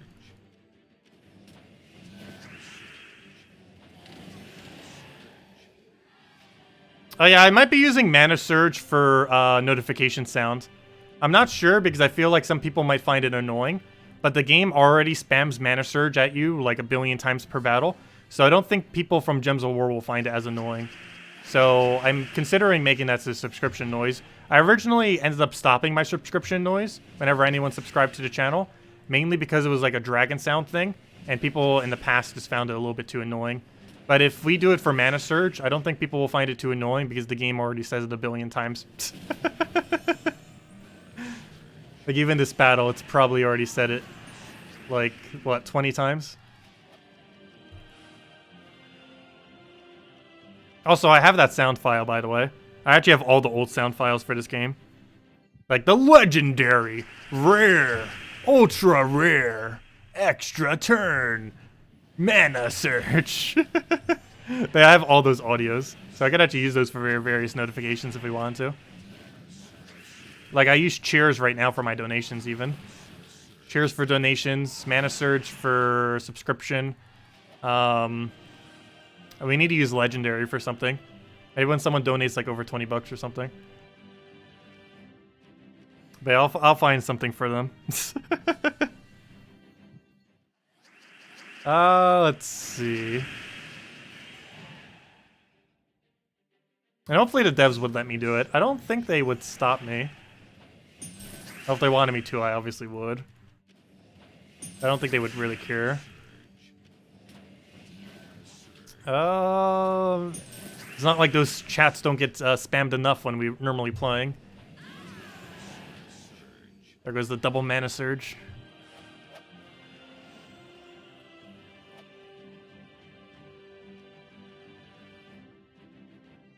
The sound is too obnoxious in this game. Oh no, I always play it with sound on in the background. Anyways, guys, any other questions? They're not exactly like a mastery modifier. They're more like a mana link, like that one trait that troops have where they end up gaining a +1 mana. The big difference with how banners are, though, is unlike mana links on troops, they cannot be stunned. So when you have additional mana on your from your banner, there's no way that the enemy can ever take that away from you. Whereas, let's say you're using something like a, I don't know, just some troop that has +1 yellow. If that troop gets stunned, you no longer have that +1 yellow. But if you have a banner that's set to +1 yellow, even if you get stunned on everything, you still have the +1 yellow. Let's see. People on Mixer have like 20-second long songs for subscriptions. Do they really? I would never have one that long. I feel like I should make mine a lot shorter than they were in the past. I feel like mine used to last around 5 to 10 seconds. I think, I don't know, maybe more closer to 5. Because I don't want it to be too loud, too obnoxious, or too screeny. Because some people take up way too much screen with it. I want to find a way to do it where we just take up a really, really small portion of the screen. Where exactly we do that, I do not know. I think I might... I kind of know the layout I want to go for. But yeah, you guys will see probably in the next day or two. And we can always adjust it, since we're going to be making it ourselves now rather than commissioning it. If you guys want me to change anything, I can very easily do so. So, yeah, we'll go from there, see how it goes. But anyways, guys, hopefully we'll have that soon. I'll catch all of you guys later. Hope you'll have a wonderful rest of your day. Best of luck with the delves, and I'll be back in about 4 hours from now, 8 p.m. Eastern Standard Time. And obviously, we'll be doing the same thing, going deeper in delves, as well as for the rest of this weekend, and completing out the Halls of Reflection all the way to 500 Peer Faction, which we'll probably do on Sunday. And anyways, guys, I'll catch you all later. Thanks for stopping by, and have a wonderful weekend. Goodbye, everyone! Oh, wait, sorry. One other question that I forgot. Hold up. Let's see. Do I get enough... oh, why is the sky blue? The sky's blue because of the ocean's reflection into the sky. Arda, do you get enough lesser trait stones in the long run to basically only farm for arcanes? Yes and no. There's 2 trait stones you're generally going to run out of. Common and epic. Epic because there's like 20-something different types. So you generally run out of specific types of them. The easiest way to not run out is to spend glory on glory troops every single week, particularly whenever there's an epic, because you can buy glory trait stones for, you can buy arcane trait stones for only 200 glory each. Each pack is 400, however, it comes out to 200 glory each. So generally, whenever there's an epic within the glory shop, you should buy it out quite a bit. If you still have anything, you still need a trait within the within that category, simply because it's the cheapest you'll ever be able to get that trait stone. You can get basically infinite of it within a few clicks, assuming you have the glory for it, obviously. So generally, you don't really need to go too far out of your way for arcanes because of that. I feel like miners are like the one you run out of the absolute most, because you kind of have to go out of your way to do gold keys sometimes just to be able to have enough. But yeah, arcanes and minor trait stones, the common and epics are the ones that you tend to run out of the most. Anyways, guys, I'll catch you all later. Goodbye, everyone. Yeah, I always hate when I like forget to like answer some questions like right at the end. I feel really bad. It's like, hey, does anyone have any last minute questions? And then I like end the stream without ever answering those questions. I feel like I've done that several times now. And sorry if I ever have done that to anyone, but it happens sometimes. And I almost just did it again. I just don't catch it sometimes when I'm going through like the end segment. Anyways, I should go end the stream now. Catch you guys later. Goodbye, everyone.